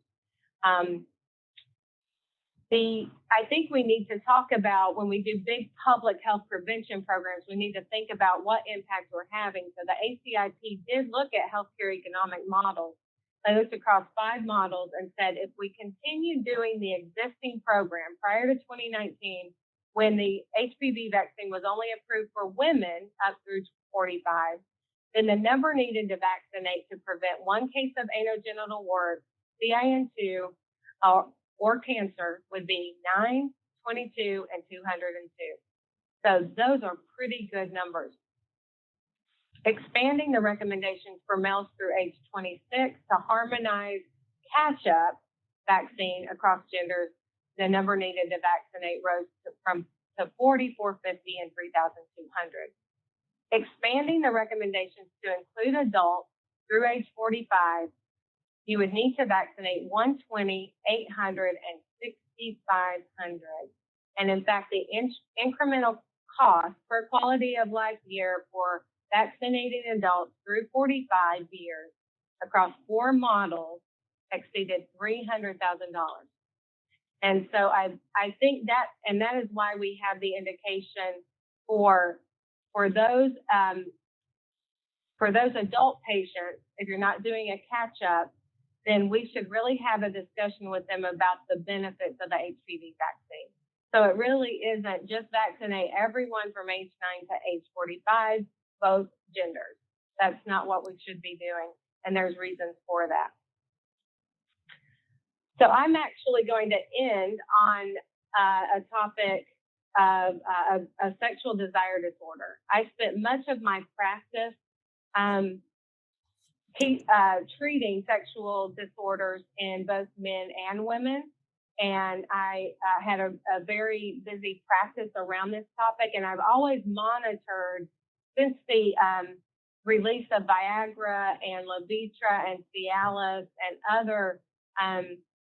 other medications for erectile dysfunction, I've always been mindful of what's coming down the pipe for female sexual dysfunction.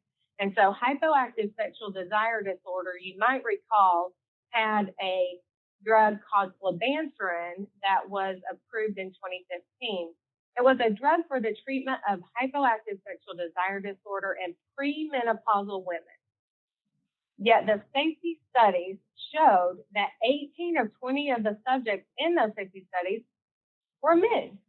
So the interaction, the safety study that studied alcohol and Flibanserin interaction, the FDA actually accepted the data from 18 men versus women. And they approved the drug. And they required some post-marketing safety studies, which have been done and actually don't show a dramatic interaction. But at the same time, Flibanserin, marketed under Addy, also did not hit the market by storm, to say the least.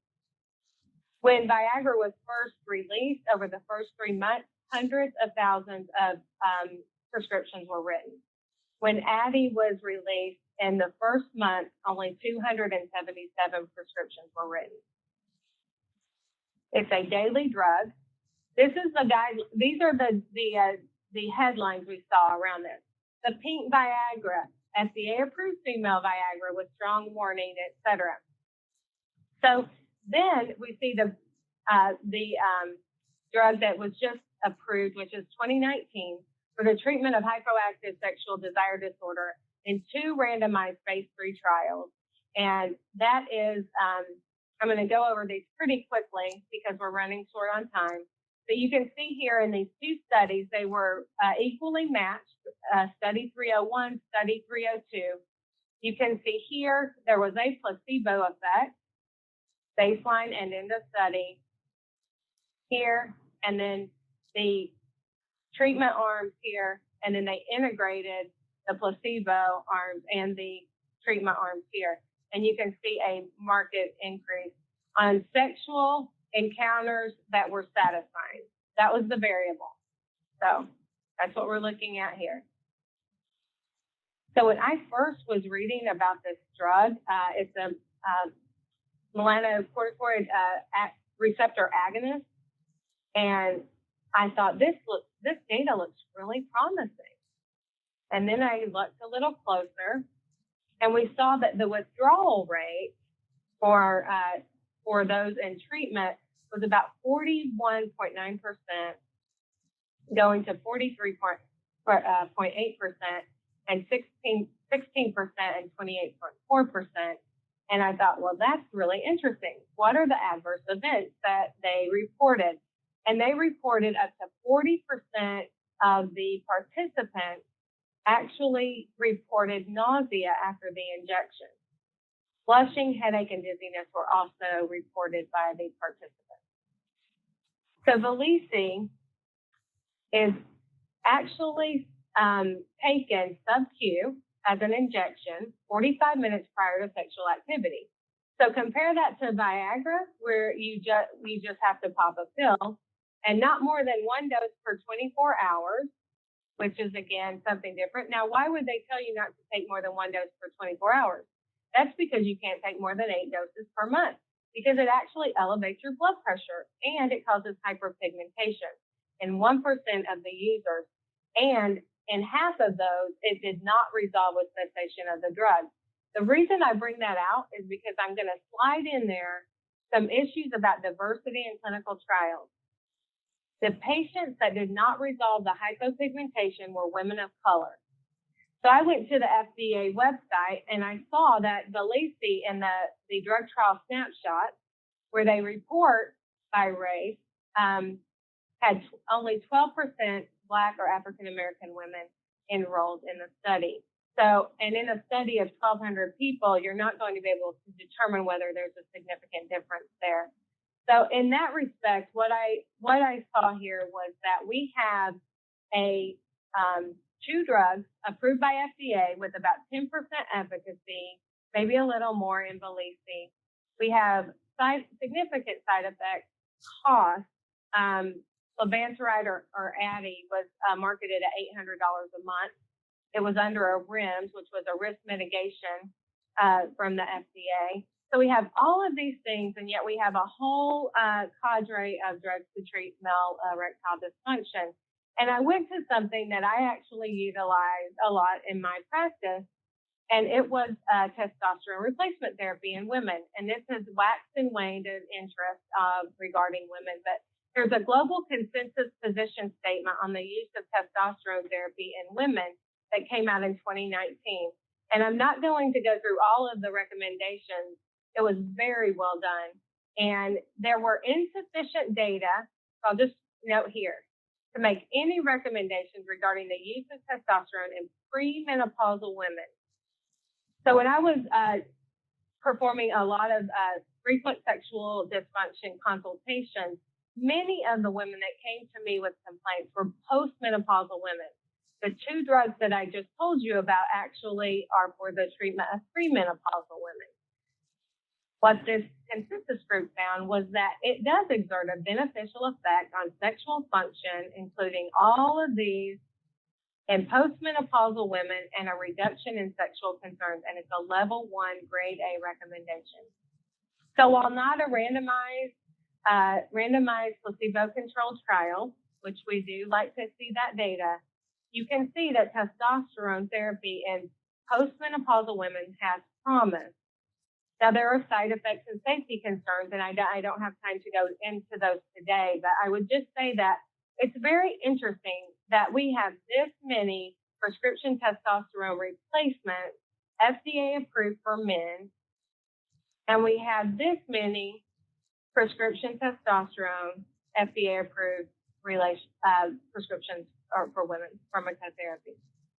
So on that note, by the way, I enjoyed my 4 years at the FDA, and I really loved all of the experience that I got. And I'm not trying to bash the FDA by any means, but I am a little I'm very interested in why the two drugs that were approved, and the testosterone patch that went up for approval about 15 years ago with very similar efficacy data was not approved by an expert, recommended by an expert panel.